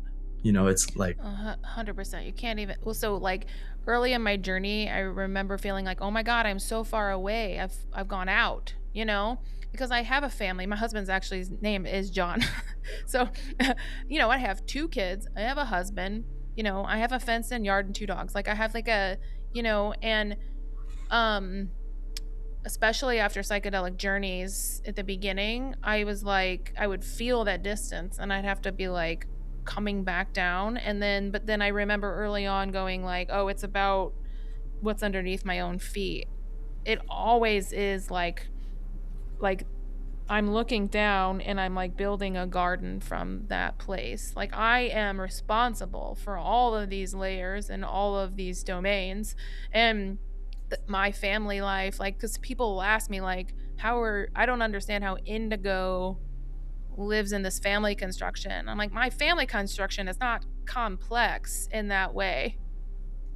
Like, my husband doesn't need to traverse like these consciousness conversations. It's not even practical on a daily basis. Like our family has its own constellation. We all have our individual selves in there. And like, yeah, it's like by the time you get beyond physical needs, you are processing at that the relational layer processing there is very different. And it's like I love that. It's like being more complex is not like better.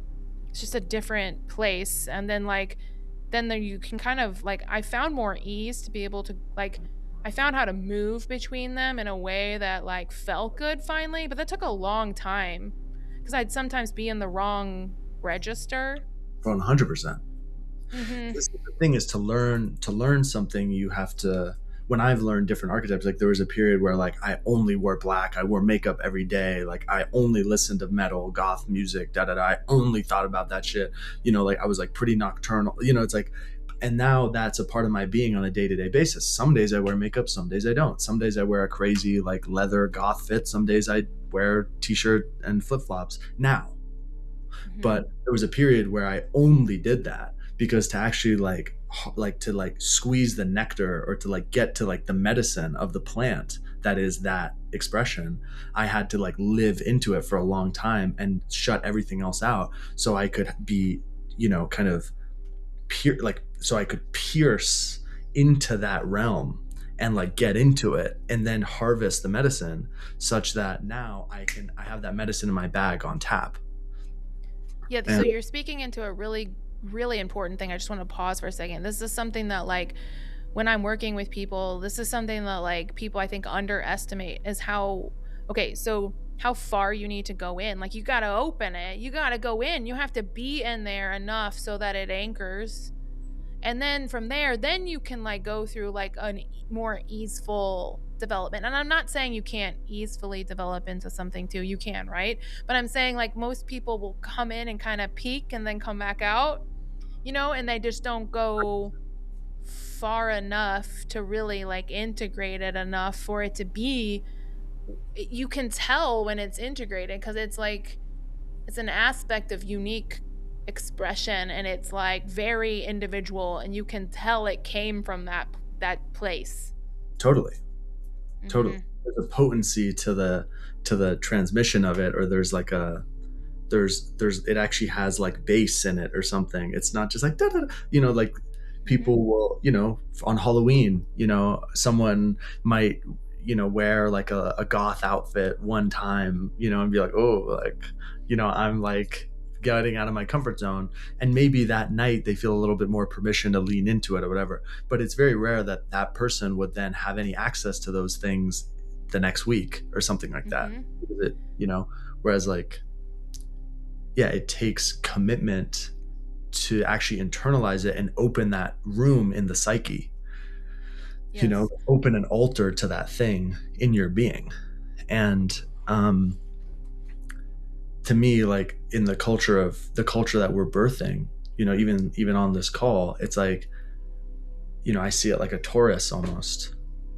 And like the heart is the center. You can even just see it around my body, like a torus around my body with like a heart at the center. And there's like things that go down into the ground. There's like, things that are like more and more like kind of personal. Mhm. There are things that are more and more like universal. You could put Mhm. the kind of the biological layers on that. You could put, cell, fish, reptile, mammal, ape, early human, modern human on that.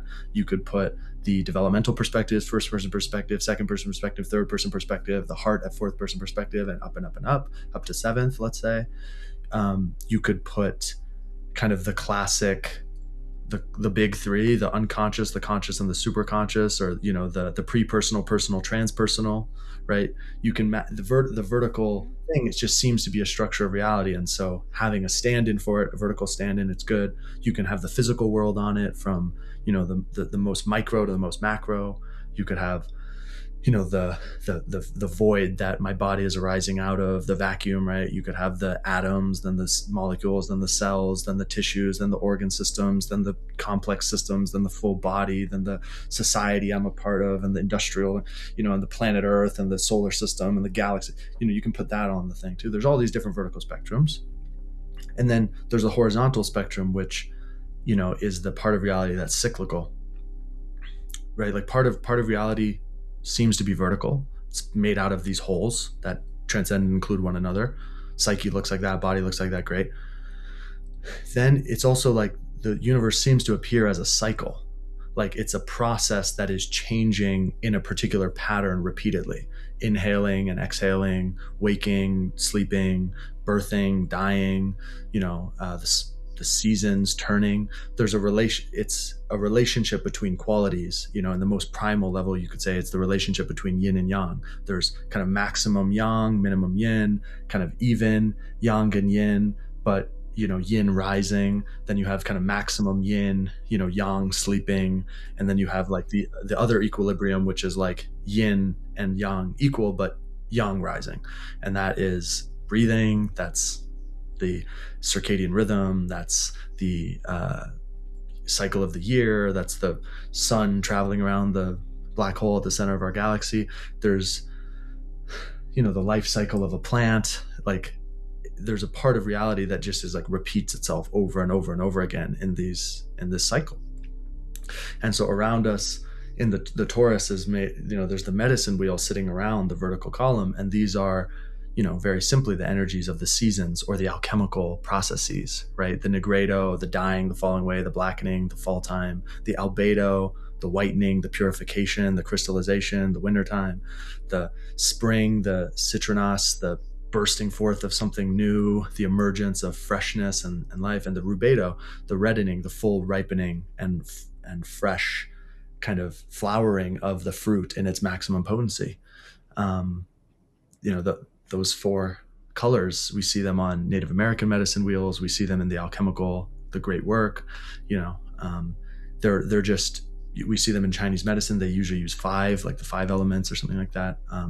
But there are cyclical processes in reality. And so someone who is in the theater company of life, is holding all manifestation in wholeness, seeing it all as kind of arising and falling away, the truest nature being just awareness itself, or something like that. Maybe you could even deconstruct awareness itself to just suchness, isness, or something. I'm not there. Let's just say awareness. Like, there's like the stage for this play is awareness. Yeah. The stage is awareness. The ground of being is the stage that the actors are playing on.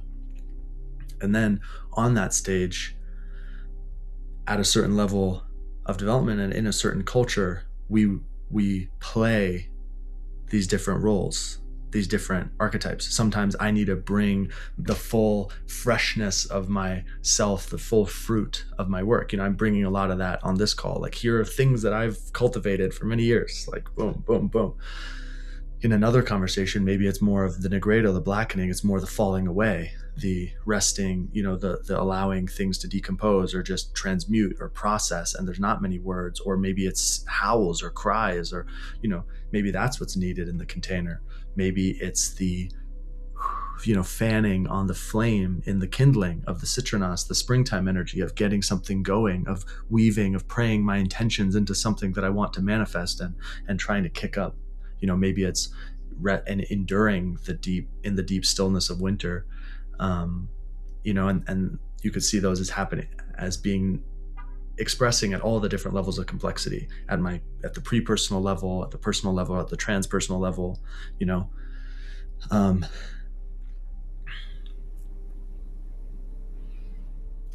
so that, and I think, to me, the Dharmic education that one of the ways I want to, this is more now speaking, well, that was somewhat conceptual as well, but comes from a deep place of experiencing those realms. Mm-hmm. But as I go forward, I think one of the things that I want to see happen, and maybe it's mine to do, maybe it's a big group of ours to do, but to me, the Dharma in the future, for my children, let me just put it that way. I want to teach my children the Dharma. Dharma not being the Buddha Dharma, Dharma being the way of things, which is always changing, and we're learning new things all the time. I want to teach my children the Dharma through theater. Not let's do Shakespeare's theater. Like, let's go into the woods and look at the theater of the sparrow and the oak tree and the stream. Like, let's go see the way in which these beings are playing their part in the great play. Like, let's watch, our community and these different characters in our community. Let's look at our body, and there's these different homies in our body that are playing these different roles. The heart is doing its thing, the liver is doing its thing. Like, the whole thing is just this big production put on for us, for awareness. It's this magical mystery play that's so strange and mysterious, and yet seems to have patterns and structures, and the universe seems to respond to story, right? Like, I often find myself in scenarios where I'm like, there's a lot of parts of me that are resistant to this, but this is clearly the best story. Like, this is, I can feel, using my intelligence, the theatrical intelligence. It's like, oh, this is and the theatrical intelligence to me is the spiritual intelligence. It is the intelligence that's attuned towards meaning, right? Because a good story is something that has meaning in it. If it's a meaningless story, like, it's not a good story, right? I woke up today, I did this, I did that. It's like, no one wants to fucking hear that. You want to hear, something that has drama and intrigue and resolution and symmetry and the beauty. Like, and in music, it's the same thing. No one wants to hear someone just banging on the keys, unless you understand music so complexly that when you're banging on the keys, it's in such a way that is liberating or subverting to the people listening. Like in postmodern music, great. But human beings, human bodies resonate with certain sounds in certain orders, in certain rhythms. They like things that return to the home note. They like progressions that leave and come back. They like repetition, right? Those are all the elements of a good story. The music of the spheres is the story of the cosmos unfolding, right? And there's a deep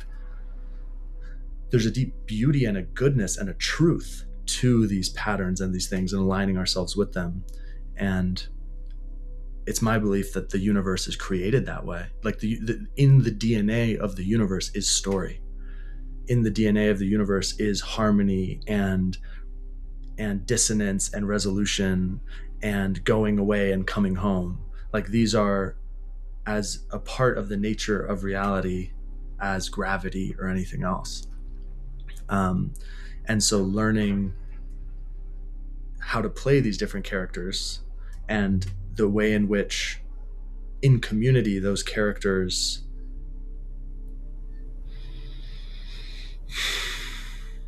I think part of the shapeshifteriness that you and I have, part of it is like looking for tribe too, in the sense that, like, to the bus stop and the grocery store and a podcast and then back to like home family, like, those are different sets. Those are different plays with different scripts with different actors. And as a result, someone who's kind of aware of context is going to be meeting those in a way that we find skillful. But part of that is the failure of our world to be to be structured in a way that is good and true and beautiful. And yeah, it feels like a byproduct of the time too, right? I'm being asked to be many things in this lifetime. And then when I look at the places where I'm bridging, many locations of bridging. And so the holding that is part of just this incarnation and where we're at. I feel that deeply, because I feel like we're in we're trying to go through restoration, and then so we're restoring, and then some of us are building the new story while helping to restore at the same time.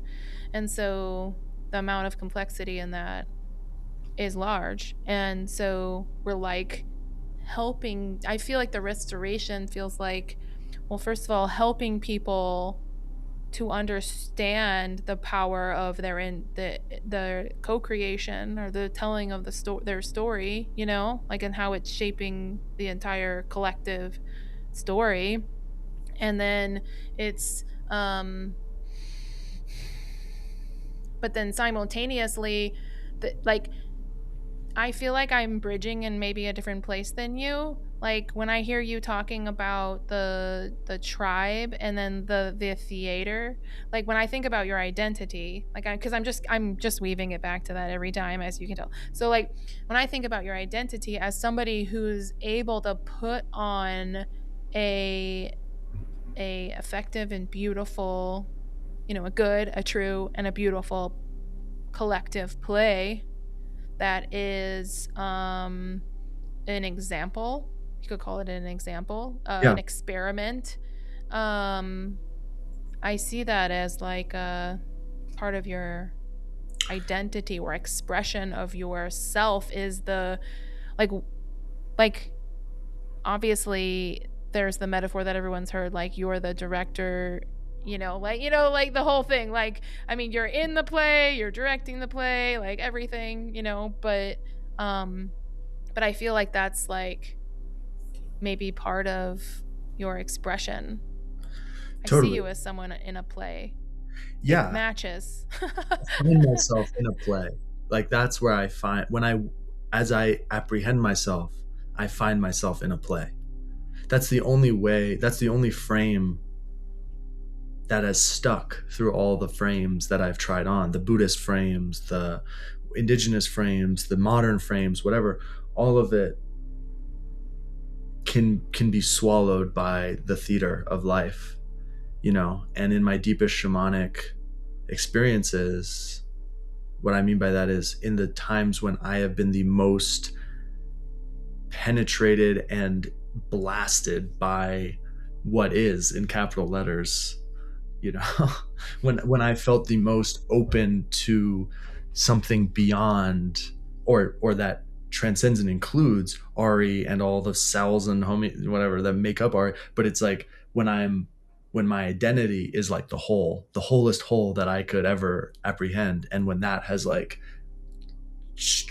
like come down into this body and been apprehended by awareness in some way, because that's always happening. Like there are galaxies right now, elsewhere there are things happening in the subtle right now, like we're just not aware of them. It's not like they're not here, but when my awareness has included those things, when it's transcended Ari so much, it's included Ari but transcended him so much to include all these other things as well, and then that gets like compressed back down into me, the theater is the story that holds all that, and I think there are certain cosmologies that are closer to a theatrical cosmology, and those are the ones that resonate with me more than others. I find some of the monotheistic in their OG non-esoteric mystical interpretations to be quite a limited theater. It's like it's like a one off, like it's like, all right, you got 100 years to like do it, and then the rest of the story is either like torment forever or like bliss forever. That's like the rest of the story, and the only part of the story that has any sort of creativity is this like little window of like one human birth. Aesthetically to me, that doesn't turn me on. Like aesthetically to me, that doesn't like make me want to like feel it all and like live life and like be a part of this massive unfolding. That what that brings up in my body is fear and is judgment and is like, stay on the straight and narrow, kid, because guess what could happen in the rest of the story? There's no redemption. It's like it's quite a fatalistic view, and in my view, that is not what Jesus taught. In my view, maybe people can come at me and say whatever. In my view, that is a story that is perpetrated by a control system called the Vatican or the Catholic Church or the Church Fathers at the Council of Nicaea, and it's not actually coming from a mystical place. It's coming from from an economic, political, social, fear-based place of how do we keep the population in check in this empire, and they're using the transmission of one of the most powerful teachers who has ever been on our planet to justify that. But it's a control structure built around something that is far beyond that. And but story matters. And so, like that, to me, some of the, I don't go whole hog, but some of the Hindu stuff or the Buddhist stuff is closer in that there's like, and by the way, the Greeks believed in this too, right? Metapsychosis is what they called it. Metempsychosis is the transmigration of souls. Like your favorite Greek philosopher believed in reincarnation, right? And so did a lot of the indigenous people believe in that as well, or some form of it. And this is something that a lot of the more mystical cultures of our planet, who are coming from less of a place of mass control, they tend to believe in this sort of story. And to me, that's a lot closer. It's like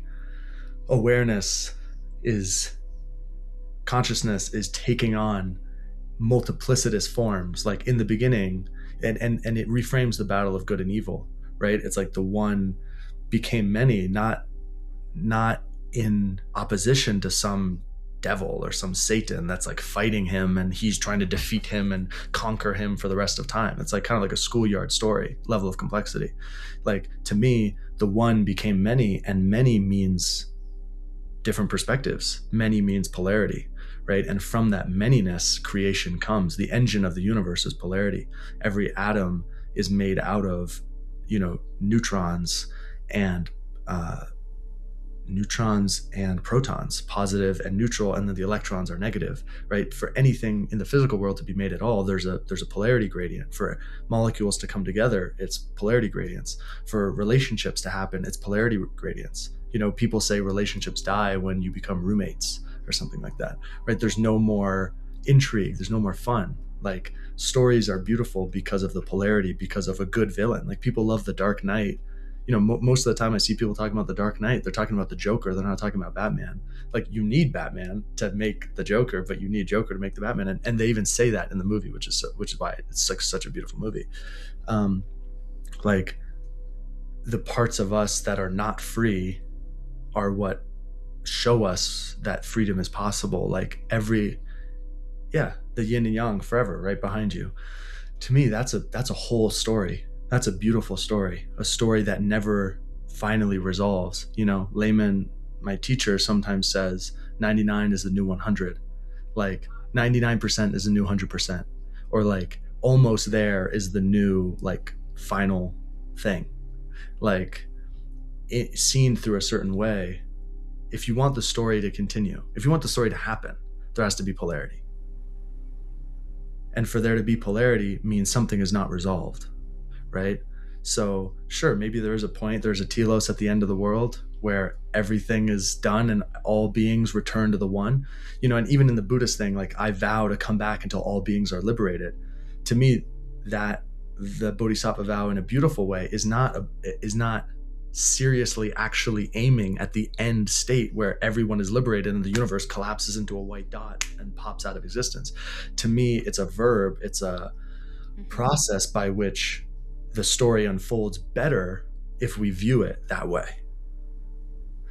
And that vow is a technology to help our participation in the story's unfolding, and to trust in its unfolding as opposed to resisting it. You're kind of speaking, you're speaking into, it's a weird, I don't think I'm very good at describing this, but it's like a more beautiful world, or the new earth, or whatever terms people use or whatever, isn't like just like we've made it to pure love and bliss. Like, because like to me, when I research, when I reached a certain level of wholeness, you're like, oh, it would just be existing like this. And you're like, like there's enough internal,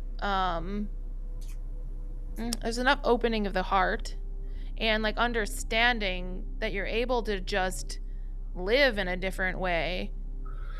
you're evolving how it's living, and you're able to do that. And I know people are doing it, like sanghas form, like we're forming groups and trying, but it feels so like we're early in that. And but like, yeah, like it would still you would still be doing inner work, you know what I mean? Like 100%. That's the difference between like both and the either or, like, because the like, oh, like, oh, new earth of love and light, and everywhere on the planet is totally liberated and all the children are free, and it's like that's another way of saying, like, I don't like it here. yeah, That's actually what yeah, that's yeah. saying all the things that are not that I Mhm, reject as mhm, being some sort of problem, or like some sort of metaphysical illness in the world that mhm. could be and should be finally eradicated from experience. Yeah, Uh, yeah, totally. And I mean, I'm aging. You know what I mean? We're aging. I'm getting older. Like, we have things happen to us. We don't get better. You know what I mean? Like even in the future, like, I mean, I know there's a whole entire huge industry, but I don't even want to go there. In the natural state, they're like, we are going back to the horizontal, the seasons, right? The rhythms, like that natural process is so beautiful. and if you had a relationship with it, as I've had a relationship with it, let me put it in the first person, like, as I moved to Colorado and I'm here and there's actual land around that I can go out and walk on, and I actually see the seasons. Like, there's a reason that the longevity shit is happening in Silicon Valley and LA, because there's no seasons. Like, you're with people that believe that it's sunny all the time in their bodies. That's how they experience reality. And it's like, I almost sometimes I joke, like, or not I joke, but like sometimes I have this little like just like funny thing that comes up. It's like in the future, like in the world of my grandchildren, there'll be like a meter or like a tracker that everyone can see, or maybe it's just culturally everyone's tracking it, of like, oh, we've been sitting for 3 hours.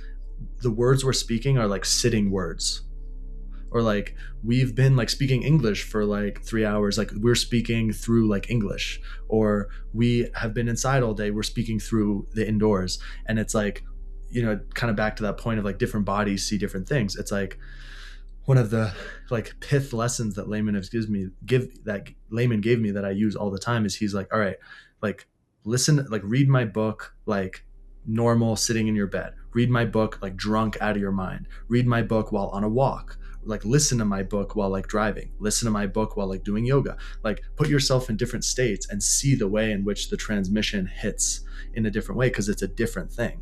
And Mhm. if you're inside all the time, like, you're going to think inside thoughts. Mhm.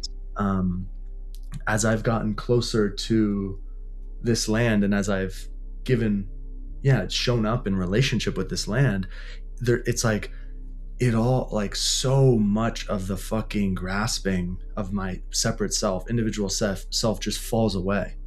Like, this is like one of my big qualms with Buddhism. It's like, yes, I love you so much. You've changed my life forever. Like, I love you so much. And like, fuck the meditation hall. Like, we need temples, sure. But like, the separate self thing dissolves if you're out in nature long enough.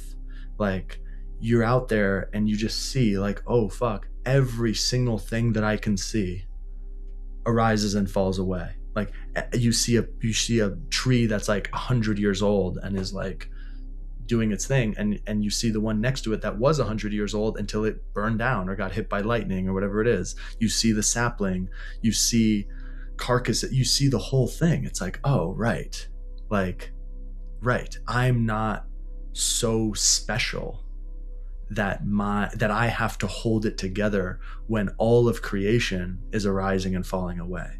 Like, we can actually be a part of this play called life. And this play, the directors always kill the character every single time.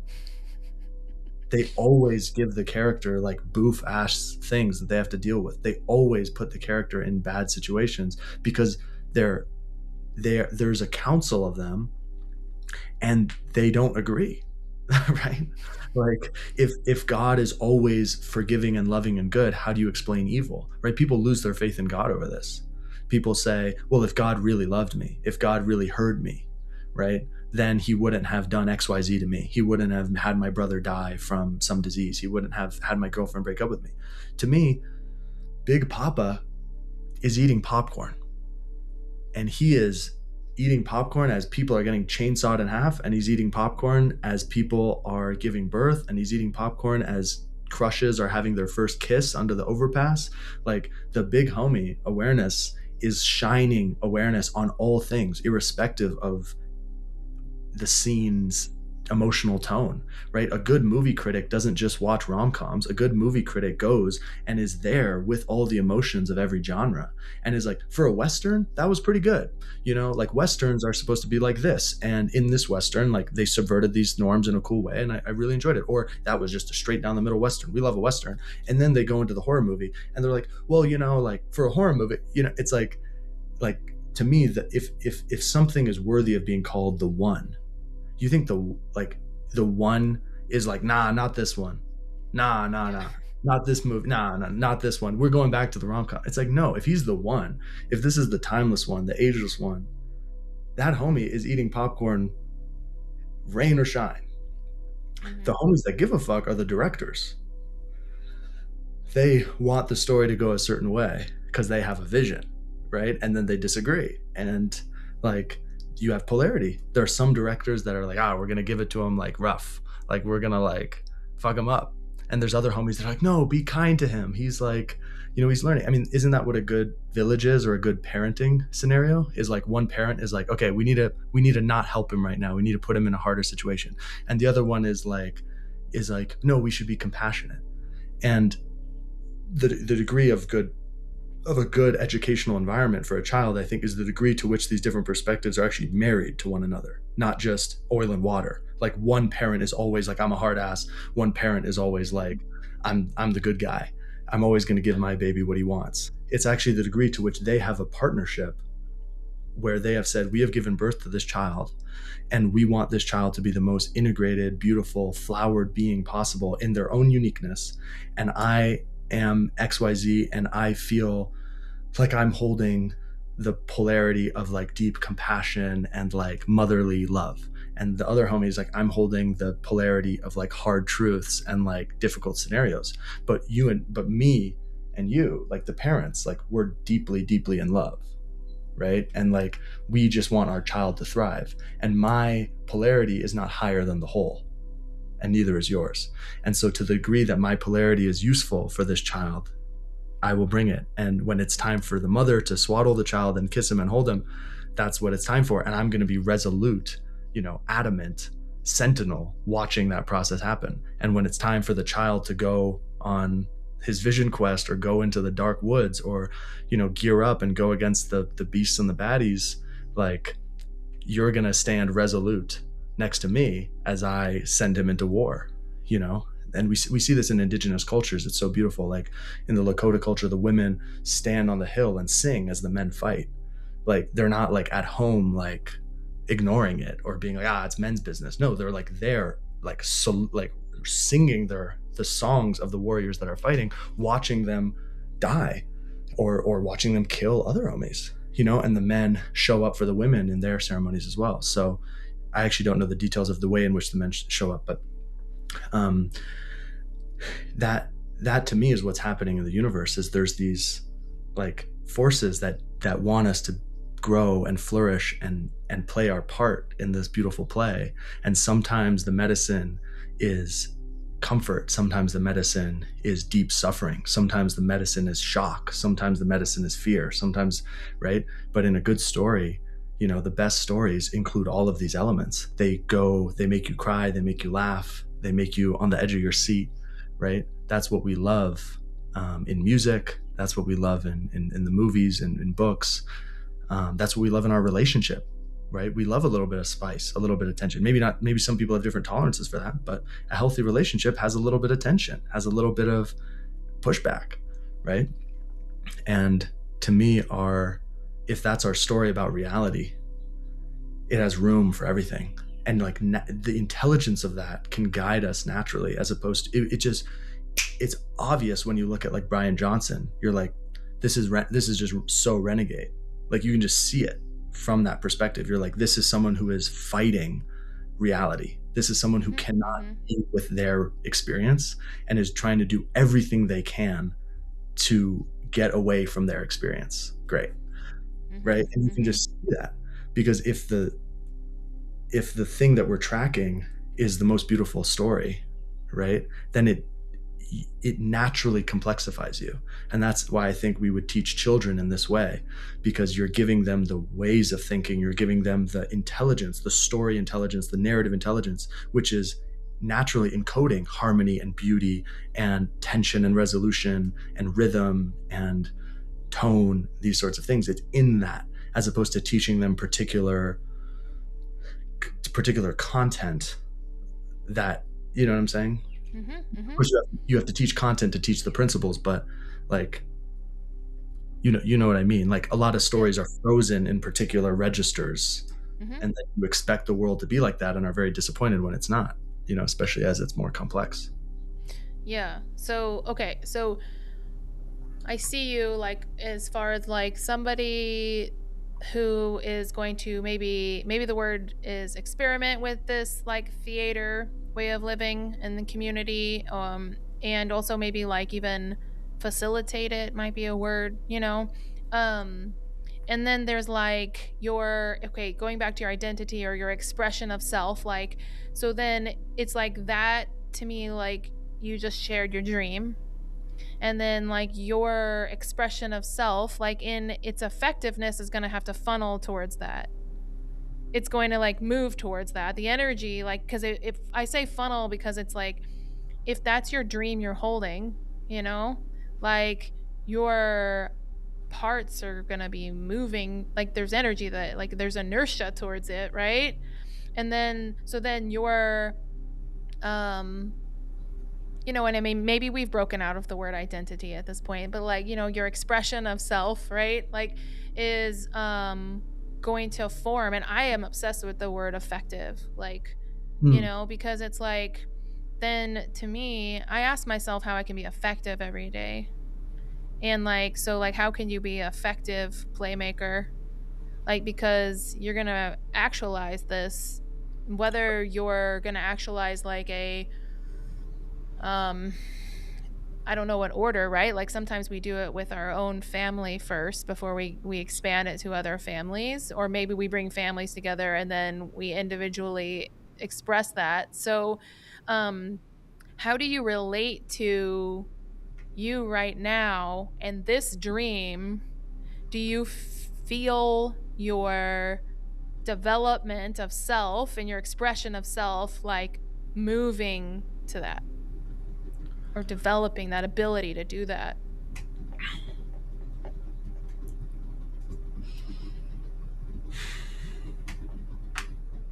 I'm going to answer it in a roundabout way,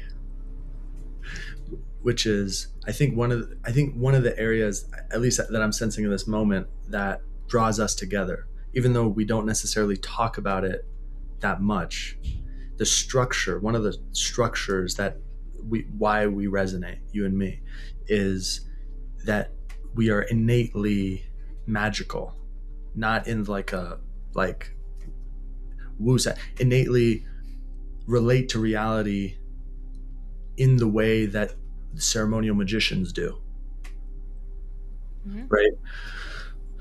And just to demystify it, or the way that I like to relate to magic is ceremonial magic, high magic, whatever, is and for those who are listening, if anybody is listening who is unsure about that, look into it, because I didn't know about this for a really long time. I didn't know that there were lodges. I didn't know that there were secret societies. I didn't know that there is a basically unbroken chain of human beings who have been devoted to the esoteric. And yeah, I just didn't know that existed. Growing up in Silicon Valley and stuff, I didn't know that existed. That's been a recent awakening to the fact that the shaman caste of our ancestors, when we became, you know, uh,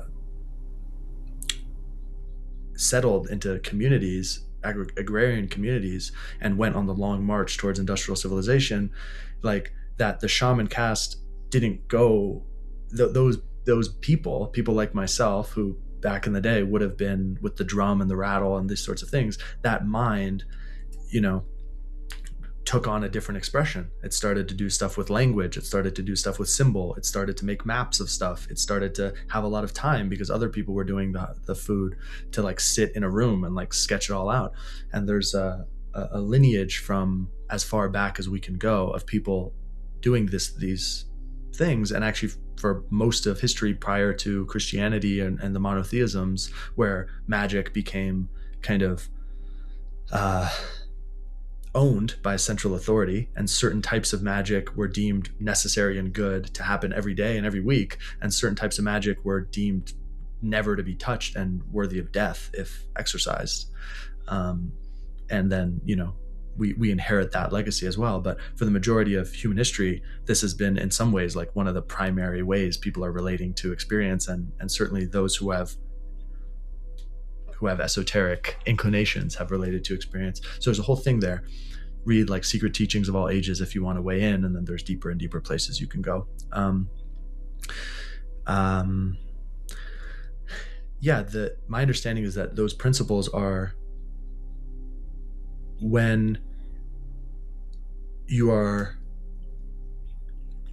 aware enough, have enough meta-reflective capacity, and have been around, I guess, enough time and have tried enough shit, you start to see that there are patterns that lead to certain things, right? That there are ways of doing things that have certain outcomes, and that, you know, then those can be kind of codified and systematized into ritual or something like that.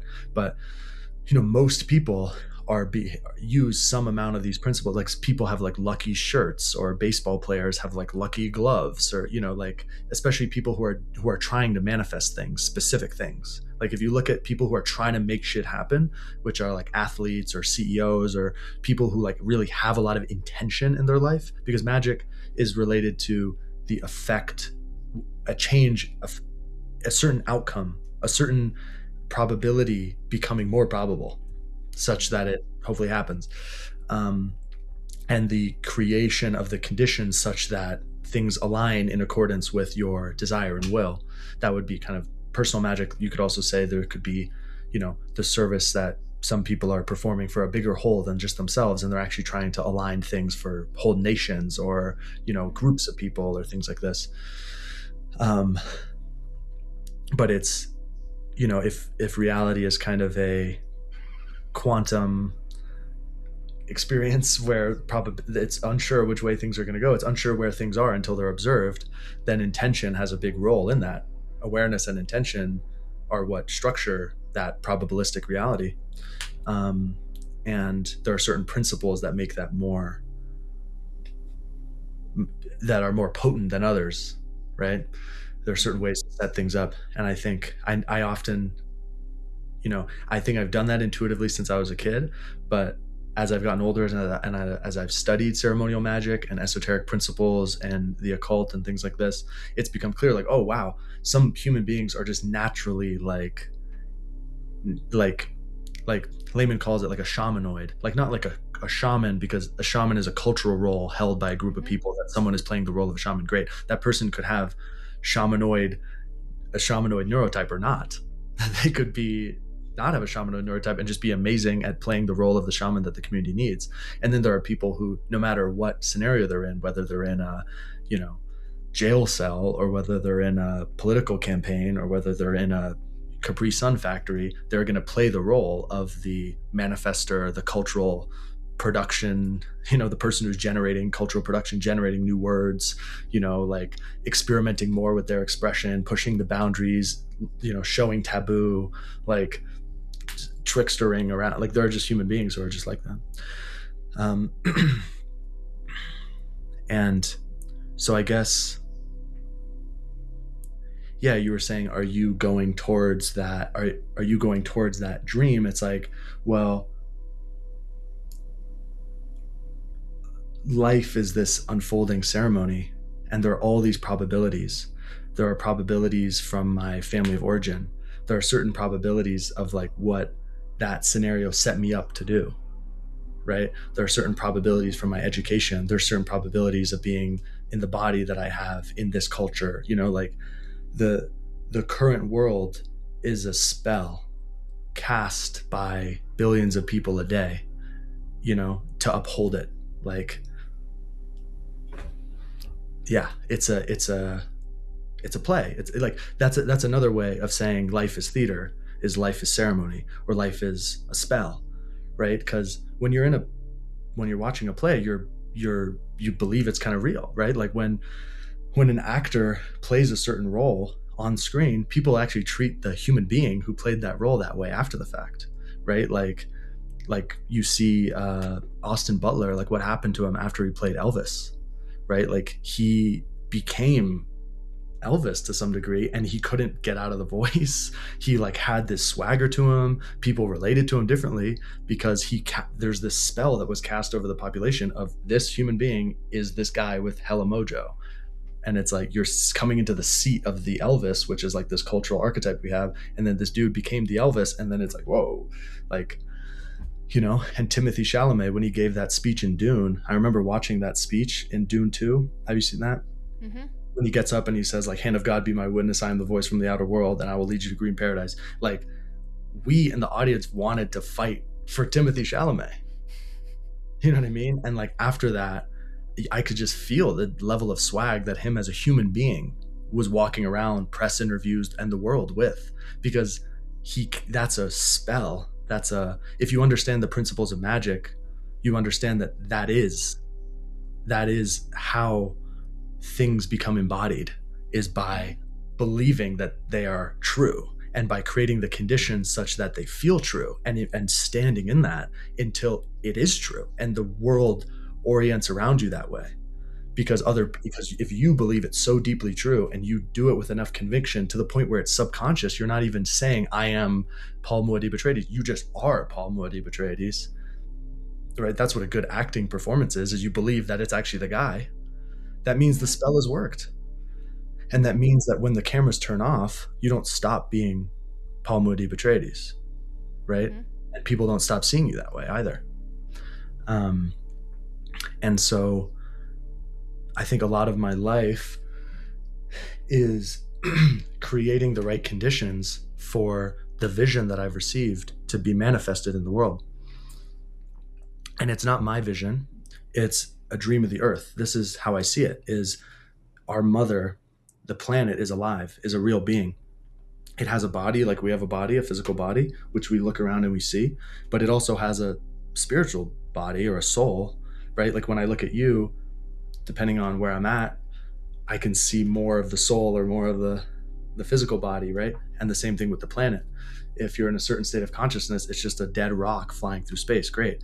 In another state of consciousness, it's an actual being that is growing, that is evolving, that has had children that come and go. And the ancients obviously talk about her this way. Gaia is the mother of the Titans, is the mother of the gods, right? Is the mother of the forces of the planet, is the mother of the great giants and the beings and the gods themselves, the sky and the underworld, where like she is actually their mother.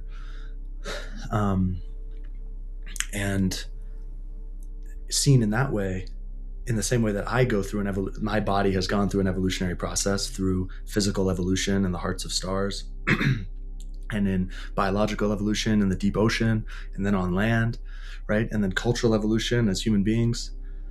As I'm unfolding, so too my mother is unfolding with me and through me and as me. Like I am Gaia become a speaking, walking, seeing being. Like through my eyes, Gaia sees. Through my heart, Gaia feels. Like I am her son, made out of her, indistinguishable from her. We have to spend millions and gajillions of dollars on our best scientists to try and jump us out of the atmosphere. Like we are of this place, and we are this place, and the earth is evolving. And what's evolving now is the new sphere, or the cultural layer of development. There's the physiosphere, which is like the physical realm, like, before animate life.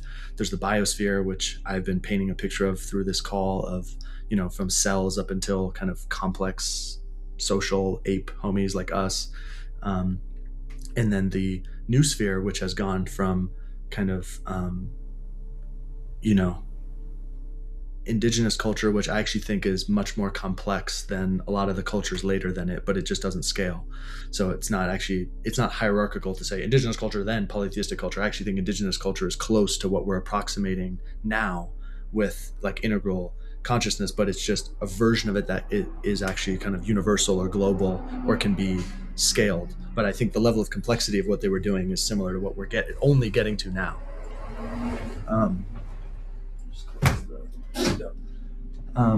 But it's gone through the new sphere has gone through a process. The play has gone through levels of complexity. The director has gotten more advanced, or the actors have gotten able to hold better and better and better plays. We've been able to do better and better plays. Mm-hmm. We did the whole like polytheistic thing, sacrificing homies on top of mountains, cool. We did the whole monotheistic thing, industrial thing, postmodern thing, great. And there's the earth, the great storyteller, the great dreamer, is dreaming the next script. Like the script is like coming down, and different people are catching that script in the way that their body can receive it. Like Ken Wilber caught a version of that script, I think. In Tibetan Buddhism, they call this terma, like revealed text that comes like all at once. It's not like something you work out cognitively. It's like something you catch, and musicians, artists, people talk about this, right? Like Michael Jackson said, if I get an idea for a song at 3 a.m., if I don't record it right away, Prince is going to release it the next day. Mm-hmm. Like the new sphere, the field gives birth to these waves, and different bodies, multiple people are catching the same thing that I'm talking about. You're catching it, right? John's catching it, Tucker's catching it, Layman's catching it. We're all catching it through our different bodies, and that's what brings us into resonance, and is what surprises us and intrigues us about each other, is the way in which it's being spoken through us, or embodied or coming out through us. And that's how we actually then enact the script or enact the play, is that each person is holding their role in it, and we start to show up in relationship with one another, and then the scene starts to take shape, right? And you start to see, oh, who's who, and okay, we were waiting for one of those, great, okay, cool, like, but to put on that play, you have to get the right venue, you have to make sure there's snacks, you have to make sure people have time in their schedule, like you have to create the environment such that this play can emerge and not just be a little improvised skit that someone was like, whoa, that would be a cool concept for a full-length play. That's what's happening right now, is there's these little skits, we call them conferences, or we call them gatherings. Tucker put on these constructing consciousness gatherings for many years that were like these skits, like, let's play meta-aware culture, right? And we play it for 5 days, and then it disbands, right? But as the network of relationships has been getting built, the play is also getting stabilized, because in our relationships, we're able to show up as that self, as that role, right? And as the financial structures evolve and the organizational structures evolve, it actually allows more of us to spend more of our time in that play than the other play, which is the modern play of like, I need to make money. And that's actually the majority of the role that I'm playing. And then on the weekend or at a 5-day gathering, I get to play like metamodern, like actor, or metamodern participant, and then snapping back to this other thing. So to your point around, am I doing that? It's like, to me, it's like,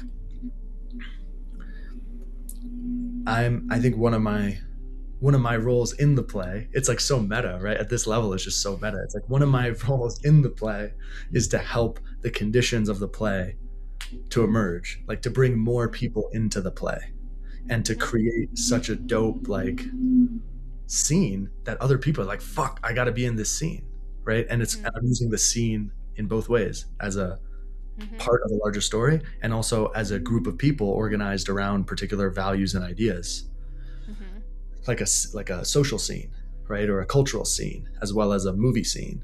It's like people, the current stories are winning because people want to be in that scene, right? People see the billionaire on the yacht, they see the penthouse mansion in New York City, they see that the sexy girl or the guy or the whatever it is, and they're like, oh, I want to be in that movie, I want to be cast in that role. And then it's like, great, you want to be cast in that role, right? Like, here's the things you need to do to be ready for that role, to be cast in that role, to manifest that reality. This is what you need to do. Mm-hmm.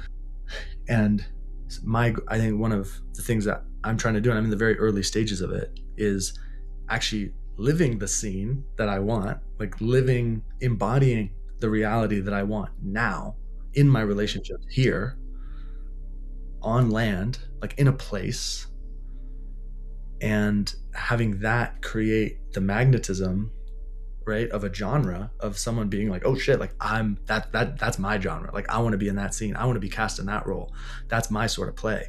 And then it's like, great, you want to be cast in our play, right?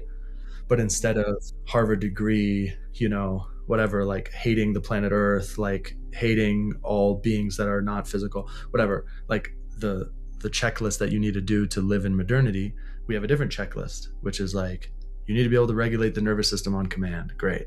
You need to be able to like see through mental constructions as being just that. You need to have done a certain amount of kind of trauma processing and somatic processing such that your body is able to be in spaces and moments of deep intimacy with other human beings and hold that which wants to come through in a generally fluid way without like hard contracting to previous parts or something like this, right? You need a certain amount of communication ability to actually be able to sustain and participate in the relational field, right? You need a certain blah blah blah blah blah. These are the tall enough to ride for our scene, Mm-hmm. right? And those are high bars. Those are high bars, but as our scene starts to kick off, it also starts to replicate itself because children are born into that scene, Mm-hmm. right? Children are born into that scene, and the whole developmental stack within that new culture will start to get charted out. And as the developmental stack in our culture starts to get charted out, we can start to open source it to other groups, right? And they can start to play their version of the same genre. It won't be the same play, but it'll be the same genre, right? And it's very easy to take a character from one Western and put them in another Western, or take a character from one superhero movie and put them in another superhero movie, which we see all the time.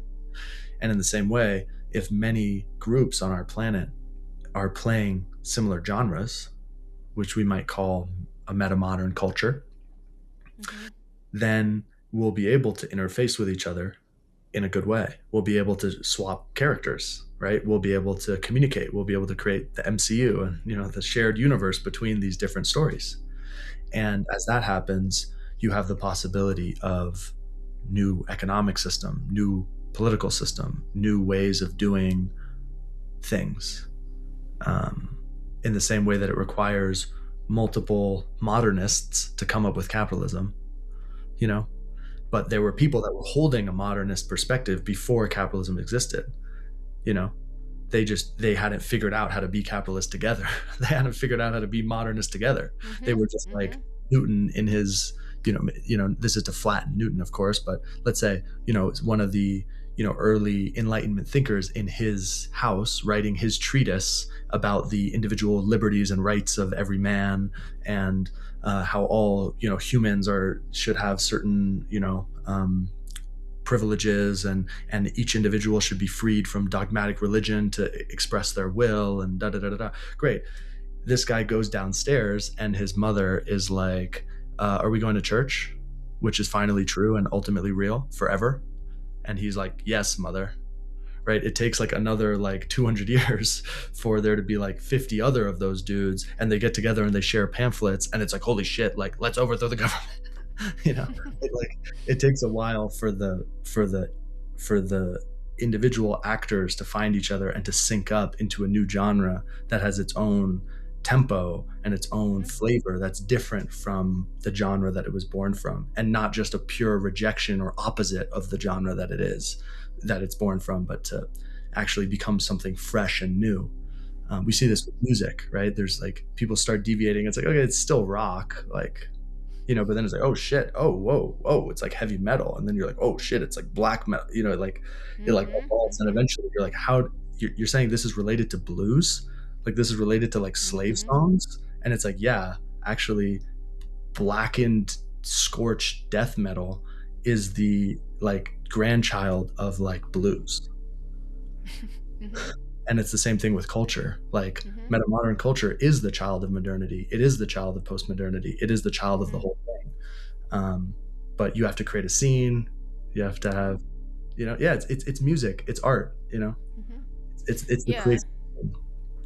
Well, yeah, and I feel like when I would say in my I mean, I'm in my 40s, mid 40s, and like in my 20s, I thought I was going to be like an example. You know what I mean? Like I was like hoping that dharmically, like I could be like, I'm going to go live in a new way and be an example. And then I was like, okay, that's not going to work. I remember like I was like moving further and further out on land. And I like built a yurt. I lived in the middle of nowhere. Like I didn't even have a street sign in my 20s. Like it was like take a left at this tree. Like and then I came back into the culture and I was like, oh, I wasn't ready for that. Like nobody was out there. and then and Yeah. then um and then I was like, okay, um I am going to like go and be a retreat facilitator. Like I'm going to go live. That seems really pleasant. You know what I mean? Like and I mean, obviously that's really hard, but I'm just kind of joking around here, but it's like I'm going to go back out and be in this other place so I could be like I could be on the outskirts. And then I was like, and through just understanding my own soul's blueprint, I was like, dang, I'm not the person in the curtain that gets to chant for 4 hours a day. I was like, that's not my role. And then I was like, the deeper my role has gotten, I found like that I've gotten to a level of clarity on my life blueprint that's just, oh, I could, like, how far can I get on this in this lifetime? I can see it. And it's like the place that like I'm bridging is I'm helping those people get to that place where then they can create the stabilized culture there.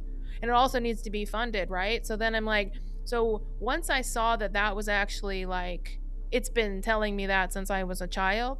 Like I'm actually like these blueprints have always been inside of me that I was going to help fund this and then move people through this and also create art so people can identify it. Like there's Totally. three very clear pathways for me. And like so then what happens is like my identity, like it kind of going back to not grief, but like the discomfort of realizing that I'm going back into a place that I wanted to like not be in essentially, and then to realize once you dissolve that separation that I'm like, oh my god, there's no out and back in. And then I was like, oh my god. And then I'm like, I'm developing myself. My identity is going through like a massive change in like my identity right now because because I'm going to hold those things. Like actually I should say I am holding them. The reason I say I'm going to is because it's like ever forever expanding. You know what I mean? Like it just never ends. But like as I'm holding those things, like um it's like it feels like an assignment for humanity. It's also really beautiful, but it has like paradox in there. The way that it's like I'm being asked to develop would be like the parts of me that like are not developed. I've like I could see what parts weren't developed. Like when I think about entrepreneurship being whole self, like how do I go out into the world and not only do I make a living from my dharmic self, my soul expression, which I do already, but I help other people do that because like you were saying, we have to get out of the like I have this day job but then I get to be metamodern on the weekend, right? So we got to get all full really able to be in the culture with our like our the essence of ourselves, like, and we have to be able to bring those gifts back to the culture. And so like helping people do that is like the role that I'm taking on right now so that enough people are like can go live there in this place that you're constructing. And the development of self within there is like it asks a lot of me, like it's like I could scoot through here being an artist or a creator. Like I did that for 2 decades. Like I could make art the rest of my life and like I could kind of coast out on that, like, because I know, like, what the ebb and flows of daily life is and how beautiful it is to be an artist. And it's like it's asked me to put that down more than once and to pick up these other things and to stretch myself. And, like, so, and it's not just stretching a little bit, it's like, it's a lot. It asks everything of you. My path has asked every single thing of me and my identity to show up and be embodied in it and to be able to be effective and expressed in it. And following that is it's service to the collective. And I feel that. I feel the need, right? Like kind of like a firefighter gets in there and puts out the fire. Like, it's like I have to, like, my gear is like my development so that I can, like, do my role so that we can do this. And there's like of course there's play, there's fun in it, but there's also like seriousness to it, right? You know what I mean? Just like of course there's play, but it's actually really serious. But let's get really serious. So what are you doing to make this happen? I mean, because, it's like when people come into a container with me, I'm like, all right, now we're gonna do it. You know what I mean? Like, and then we're gonna develop through that, and then it's like also, it's done in the field first, like you were saying. So it's like it gets really like not like laugh cry, but just like laugh that you like anything I think comes true. You know what I mean? Like, I'm like, oh, like, of course I'm writing this play, and then I'm like, and then the times I've significantly changed it, but when I significantly change it, because I'm sufficiently ensouled, so like I'm on that stream, so if I move it in the way that it's supposed to be moved, it comes true and rearranges so quickly that I'm like, oh, I'm like, every thought I have, like, and then I'm like, okay. And so then what my life is like is just, obviously a ceremony, but the amount of hours I spend per day, like doing field magic or whatever you want to call it, like it's a continual painting of structure and flow. And I'm going in there and I'm painting it, and it gets painted across like just the totality of what we've been talking about, the vastness of all these things, right? And I'm just like painting it, and it is fast, like, and it's like that's how it's done. And I think that's why we see like people who are actually living truly for their ego but build all kinds of shit, make lots of money on this planet, why they're like able to manifest that is because of their belief field, right? 100%. Like, it's 100%. So strong, but then they have to live with that all of that misalignment.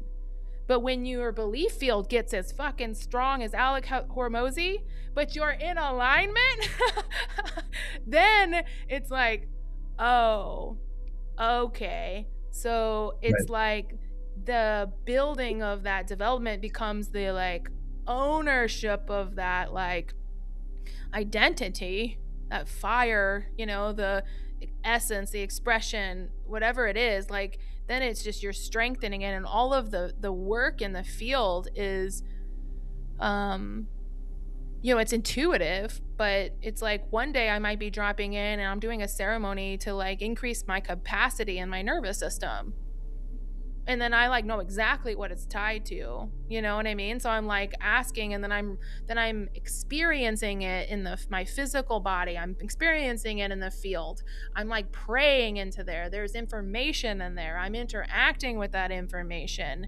It's like it's tied to the other person, like Nikki, who I'm building with, my dharmic partner, right? It's tied to our expanded network. We can see how that works because it's like it's connected in the field. So the next thing you know, I do that ceremony. What happens the next day is I get a phone call. 100%. And the person speaks to me and tells me that they're going to give me the thing that I am needing to receive.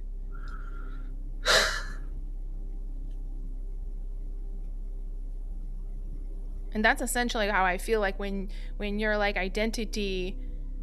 I liked hearing you have a very different like psyche construction and cosmology than me. And like to hear, I think it's really beautiful and important to tune into how you were speaking into the movement and evolution through that you're allowing, that's tied to the earth, because that element is super important. Like, and it's like it's almost in certain ways everything, like, but so that's why it gets really complex to talk about. And also earlier when you just quickly downloaded all these like essentially like layers, the vertical layers that you can see, the way that I like to explain that is like I like to intuit those things and then I put one at a time on top. Like I'm going to learn the chakra system, and Right. then reality starts to filter through that. Yeah, Right, absolutely. and then you filter another one, and you can filter a lot of them, and then you can also, sometimes I see them and I'm like, this isn't useful, like I don't, I only need so many, and then they start to kind of come together. And Totally. then like, yeah, so that's what I also heard when you were talking about like the actualization of your play, as I was listening to the complexity of that unfolding. Like, and also just want to like say that speech is limiting. So Like even limited. though what you said was so complex inside, it the the complexity is more, yet also it's clearer inside. But language is this 100%. really weird Um, compressive thing, and we're just so, but I love that we're trying to communicate it, because what happens from communicating it is it opens up in the field of possibility in people's psyches and their hearts. Something connects, they hear something. And I think that that's important, that like, sometimes I'm like, man, like how non-linear am I speaking here? I'm like, now I'm going this direction, I'm going horizontally, now I'm going, it's just like, and then you're like, oh my gosh. But it like trying is worth it to me always, to talk through this stuff, because to me, I don't know, like when people talk about like maybe not doing that and just living in the simplicity, I'm like, well, I'm an esoteric translator. It's actually my like gene key is to somehow try to verbally translate this. right. And so I have to do it. It's my role. So I can't stop doing it. One, I'm obsessed with doing it. You know what I mean? Like, I like being in complexity and trying to figure it out or filter it down or to sort it or to change the language of it or look at the language sets and all the things. And so it was cool to come in here and like, we have overlapping language sets, we have different language sets, we have different psyches, we have different dreams. And to like go in here and like open up a space for it to just like come up, to say like what's gonna emerge from the word identity, and just to like go on this journey, like it's been it's been really beautiful.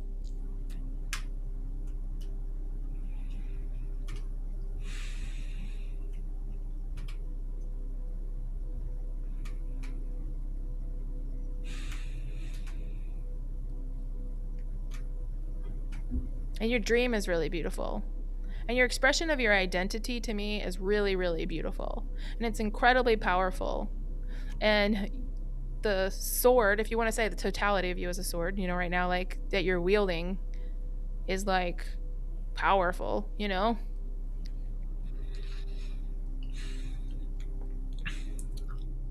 Yeah, I appreciate you seeing that and reflecting that to me.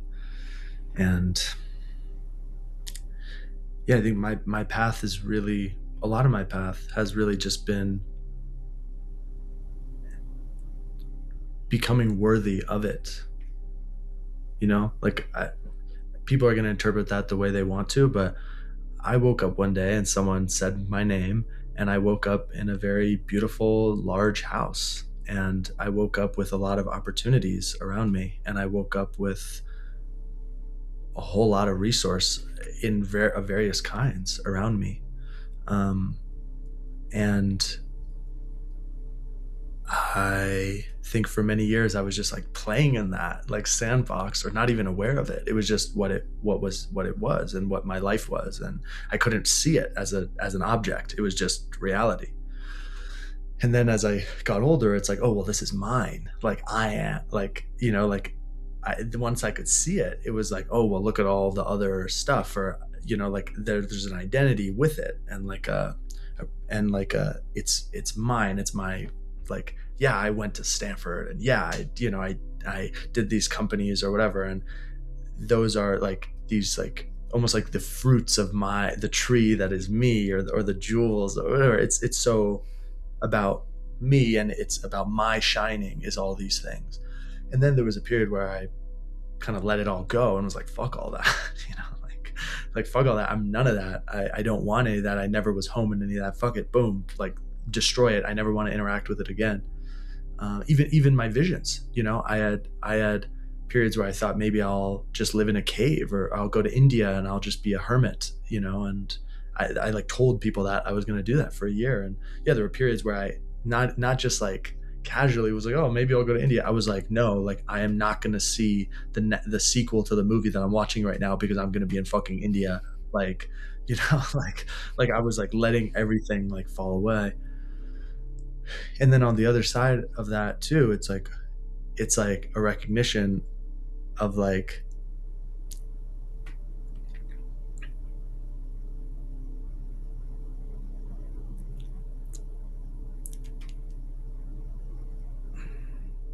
there's a duty with that inheritance. There's a duty with the fact that I haven't had to work a corporate job ever in my life, or a retail job ever in my life. There's a duty to the fact that so many years of my development were like, so many things were automated away from me, so I could just like hit certain things and go deep into certain things and not have to worry about other things. I've had to pay the karma for that on the other side, but all of this is to say that, like, if I am the whole, if my truer nature is the whole, and the whole is arising as Ari, like, what would the whole want Ari to do?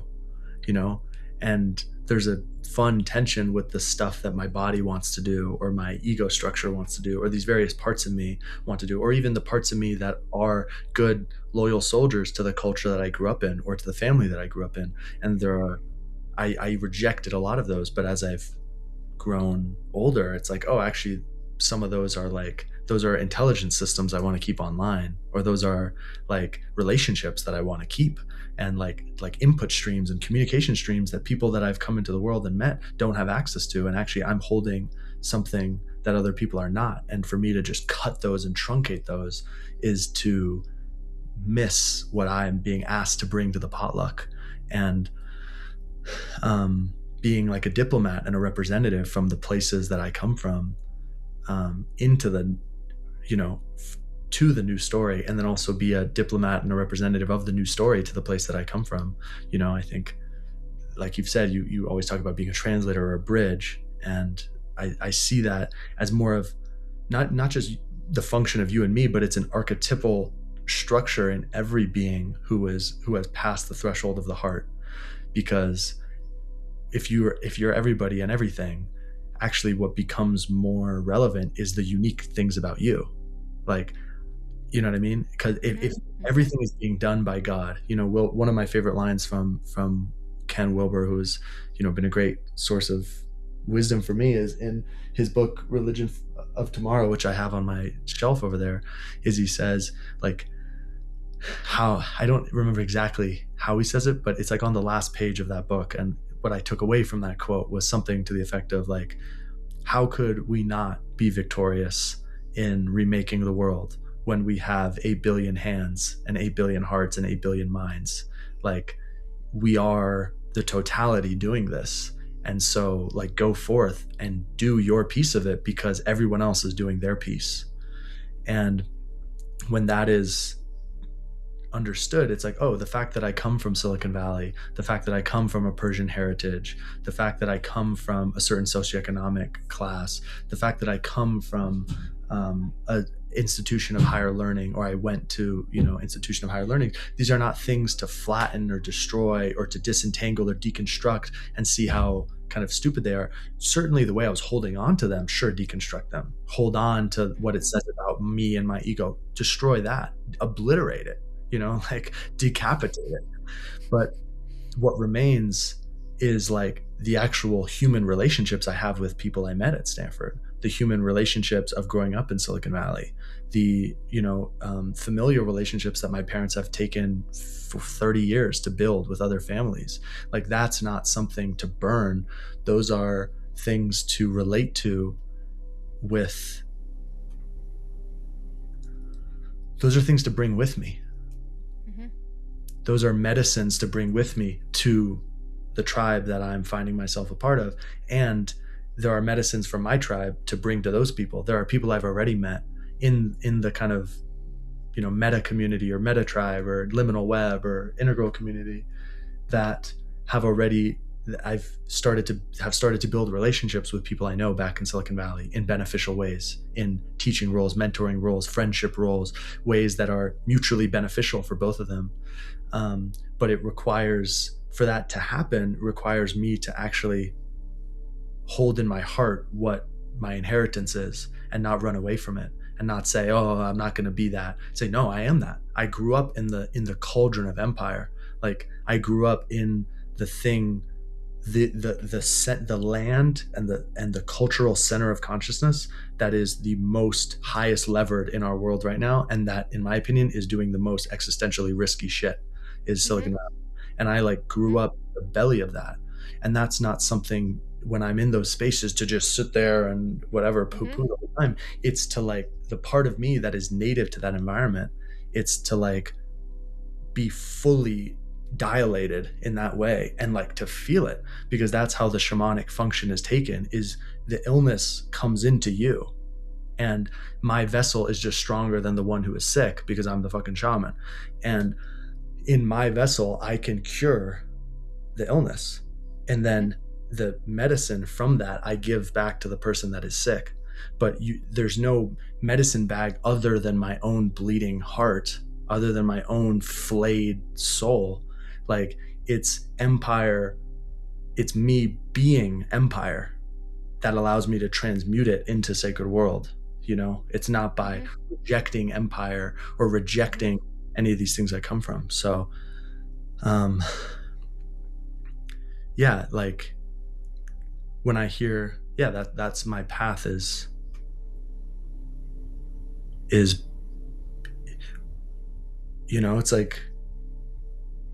like being a double agent or a sleeper agent or something. It's like you really, like I really thought I was Russian or something, and then I go into the bathroom stall and someone says like, white rabbits jump over the fence 10 times 35, and you're like, oh shit, you're like, I'm not Russian, I'm American. And you're like, I've been like playing this whole Russian life so that I can actually help the fucking Americans like do what they want in Russia. You're like, oh shit. It's kind of like that, but like with soul. It's like I actually thought I was from Silicon Valley. I actually thought I was who I was. And then there's this wake up call of actually I'm working for God, I'm working for Source, I'm working for Gaia. Like to me, there's an abstract God, of course, but God, the closest God I know is the sun. And the closest, or the even closer than that God is our planet. Like she is the most local God that I have. People talk about the creator of the universe. As far as I'm aware, the creator of the universe is eating popcorn. The closest God that I know is my mother, the earth. And after that, it would be my father, the sun. And after that, it would be the galaxy. But I'm not bypassing those homies to go to the big homie. Maybe if I think there's some amount of benefit in bypassing all form to go into total emptiness. But then you have to come back to form. And you find yourself in a body on a planet orbiting a star. So I'm a double agent for her. And she's outfitted this character with a certain set of bells and whistles and capacities. So, Yeah. And the difference in the double agent too is like the difference I think of is the gateway. To get through that gateway is like actually true compassion. It's like, so your heart, your compassion with the people in Silicon Valley is a pathway to birth the new play, the new village. And it to me, like the true path, or the path of love there, is like you have to genuinely love them, genuinely and deeply, until there is no difference between you and them. And when you feel that, the door opens. There's a doorway that opens there, you know? And then it's the profound beauty for those people. And for Because us, they're humans. We're like, wow, humans, right? And then yeah, all those things disappear. And even like, you know, coming in contact with people whose, you know, energy systems, to go back to what we were saying, like are not routed through the heart. There's beauty in people's routing of their energy. There's beauty in that still, deeply. And so then it's like then you get to see the identities of who we are, right? Like we've already been them through our ego, and then we get to return through them backwards and then forwards. It's so strange. I mean, yeah, like I out of college thought the first job I thought I was trying to get was to be a stockbroker for American Express. I mean, that's hilarious. I mean, I was like, you know, I was a business major, but I was a finance major. I used to calculate like financial equations like as a child, and it was just like, I'm going to be an entrepreneur. I'm going to make lots of money. And I was like, I have no idea why I did that as a child, you know? And then I'm like, oh my God. Oh, and then I'm like, I don't want to do that. And I'm like, it's like encoded in there. It's asking me to. And 100%. I'm like, no, no, no. And I'm like, you know, it's not, to me, it's not fun to take that role on at first. I was like, no, no, I don't want to take that on. I already have these other roles. You know how many roles do I have to do in this lifetime? Like, you want me to take that one on too? And then I was like, oh, I actually have the capability to go do it because of my background. So I'm like, I'm Right. obligated to do it. I have a duty to do that. And also I can see like, wow, this is like the development on myself. This is the areas that I don't like, I haven't developed in certain aspects of the culture, like in the business world, like I haven't played that role, that specific role before. I was next to that role, but it wasn't my role, right? Now I'm like, oh, I'm going to go take that role now, Yeah. you know? And I'm like, so then my identity it's forming from that, you know? So, I mean, it's really, really beautiful. So thank you for sharing that piece of your history. And I can really feel into that, the ownership of your identity and your path here, and how it's all moving towards the actualization of you. I do see you in like this gigantic top hat. I don't know why, like, and like having some sort of wand on the stage, or I don't know, like something's happening, but I can easily see you on a stage deeply. I don't know why you have a wand and a top hat, but I mean, there is it's like almost like the typical, you know, like the white rabbits coming out of the hat with the, I don't know why that's coming to mind, but. Well, that guy is basically saying,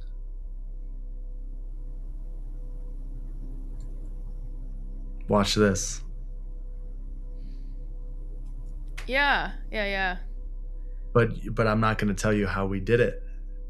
You know, like it's capturing people's attention and then pointing at something that's beyond me. You know, a bad magician takes credit for the magic. You know, it's like, to the degree that I'm successful is the degree to which I was a midwife to something that much larger than me that wanted to be born. But intention and attention matter a lot in terms of birthing something, and there's someone that needs to harness that attention and direct it in the right way.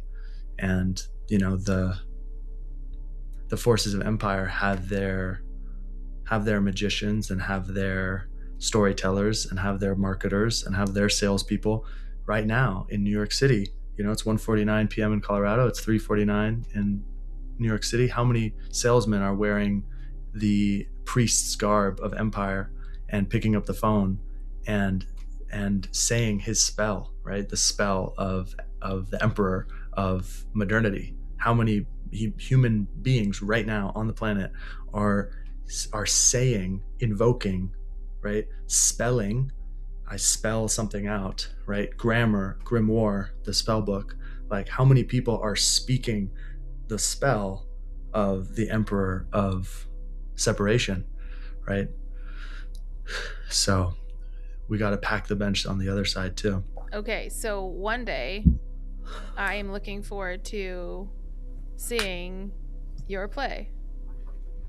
Well, you've been in it. Yeah, that's really meta, right? Like one day I can actually see a stage play in your play, in a play that I'm already in. It just keeps going through all Well, the layers. that's the thing is like, that's what people that's what people always tell me is they're like, oh, you should be an actor or something like this, or like, oh, and it's like, what do you think we're doing right now? Like, there's no, this is the stage. Like, the play is, you came to the play, you came to Icon, you came to the PD retreat. That was, those were scenes in the play. You know, this conversation is a scene in the play. You are a character in the play that is emerging, you know. Yeah, but I also see you on a stage. I see a play. Like I see like a something with that. Like it's hard to know if that's in the astral, it's as like a metaphorical archetypal thing, right? Or if Right? that's an Yeah. actual thing. You know, I think we live in a Yeah. very concrete culture, so we tend to Mhm. concretize these like dreams. But Mhm. I don't know. I've also seen things like that, but I don't know. I don't feel it in an incarnate sense, wanting to be born any time zone in a sense. Mhm. But Mhm. at the same time, I do. I don't know. So Yeah, I see it like as an image, right? yeah, And then like you were saying, it's that's why I said like I'm looking forward to seeing your play. And I guess like the stage of the play or the chapter of the play where I'm actually like going into a village construction. yes, You know what I that mean? Like that's more of what I'm speaking into. yeah, that will be an era of the play. Mhm. Mhm. You know, in a sense, you could say that all this is a prologue for that, but then like all that in the village is a prologue for my children's story, and like there's Yes. you can never draw a line, and Mhm. but on a practical level, I do actually think that one of the ways that our culture will spread um, is almost like, yeah, it's like documenting what happens in the village, or it almost, you know, and I don't know how we're gonna figure this out because the camera changes things, Mhm. but there's there's a question mark around like the current cultures perpetuate themselves by broadcasting themselves, right? Like, Mhm. and they tend to broadcast themselves in like, they historically have broadcasted themselves in kind of like sanitized ways, right? Like Mhm. the church, or you know, modernity. You know, think about all the propaganda and advertising of the mid, you know, 1900s, like propagating the American dream and the single family home and the single family, you know, and the individual car, and you know, the corporate job, and the blah, blah, blah. It's like there's this whole mythology and engine telling that story, um, and yeah, it's like a story war, kind of like the culture war is like a story war. It's a reality war. It's a war of magicians, of like speaking reality and showing reality, and then another magician being like, no, different reality, boom boom boom, you know. Mhm. Mhm. um, and you know, we have this whole thing with the streamers now, like people like literally just like walking around transmitting their state, being like, I'm gonna walk around Miami Beach and like be this archetype, and like people are like, oh, we want to learn this archetype, so let's go along with this archetype as it walks around Miami Beach or whatever it is. And there's something authentic about that. You know, there was something authentic about reality TV, and then you know, there's like this streamer thing, and in a sense, I feel like the medium is evolving as culture evolves too. So I don't know if I can skip steps yet and say what the medium is going to be, but I can imagine in the village, maybe one of the things that will come out of it is a new type of storytelling media that that is shared, right? And I think that edge, I feel a lot of tension around that, and that edge I think is interesting. Like I feel a lot of tension around, like, well, there's going to be children growing up there. Like, do you want to really like show the world the like intricate like emotional things of a child and the parent with the child? Like, part of me is like totally no. And another part of me is like, well, also, how are people going to learn how to be better with children if they don't see it? Mm-hmm. you know and and maybe there are ways to, maybe we live our life and then we put what we've learned into stories that we share that are Mm-hmm. fictional, or we I don't know, but Mm-hmm. you know there are new mediums that are going to be emerging. Like advertising is a medium, and it Mm-hmm. allows for certain things and it downregulates other things, right? Like Mm-hmm. oral storytelling around a fire is a medium. So I imagine a new culture, a new civilization will also have its own mediums that it feels encodes its values into the structure of the medium itself, right? It, yeah. So I think that's going to be an interesting thing to watch emerge Yeah, out of the village. for sure. I feel that tension. I live in that tension in many different forms, and I think like See the that, yeah. only way I can solve that tension right now is to write a book. But choosing, yeah, like to, especially as someone who has worked in advertising for so long and like can produce media, like choosing not to produce that much media, when I could, has been, I mean, feeling how that affects life, and I feel like I'm pretty healthy about it, the way that I'm able to approach it. But yeah, my kids are like not 100% screen free, but like low screen. They don't have access to that media, like social media. And I don't have a camera in their face, right? I'm not documenting them. I like living a really private life. And I can't imagine it on the other end of the spectrum, yet at the same time, how do I transmit that? And I'm like, it has to be book. It's the only way that I can Right. Yeah, maybe. pull it out right now that feels possible or something. Yeah. Yeah, I just got this image when you were talking. I was like, maybe it is a play. you know? Like maybe it is like a play that we perform, or um I think who was talking about this? Maxwell Wilson was talking to me about how one of his other friends, Duncan Horst or something, is it like has a production company called like Fifth Wall Productions. It's like breaking like the fifth wall of like Mm-hmm. being better reflective of the play Yeah. like that's happening. But Mm-hmm. Mm-hmm. it's interesting. Like I wonder if the transmission is actually just like going somewhere as a community, as a village, and like just being us in that place, and Mm-hmm. that being the transmission itself. And like it is a Mm-hmm. play because we're playing certain roles, or maybe we upregulate parts of our personality shamanically as needed to play certain functions. But like Mm-hmm. showing up to Times Square, I don't know, showing up to a different communities, and it just being the transmission. Um, and maybe those are recorded, but our day-to-day life isn't recorded or something. I don't know. I see a version of that I've pulled down from the field, right? That it's like you take that as a play, right? And you show it somewhere as an artistic expression. I think about it as like performance art, Um and then yeah, then you still maintain your And like privacy. So, festival, and I know we're getting to the close here, but I'm just planting seeds of like, imagine a festival, because our current festivals are very green, they're very 4.0, they're very pluralist. mhm. It's like you're coming to have a good time. There's no real agenda. Like the Mhm. festival is really, all they're trying to do is create a field of coherence to some Mhm. degree. They're not really Yep. creating alignment or like Yep. purpose or direction. They're just like, oh, can we all vibe together and like Mhm. feel the good vibes? And that's very Mhm. healing, very great. Mhm. And it kind of is circular. It like bottoms out. It doesn't like have a directionality to it. You go, you have this peak experience, you come home, you wait for the next one. Mhm.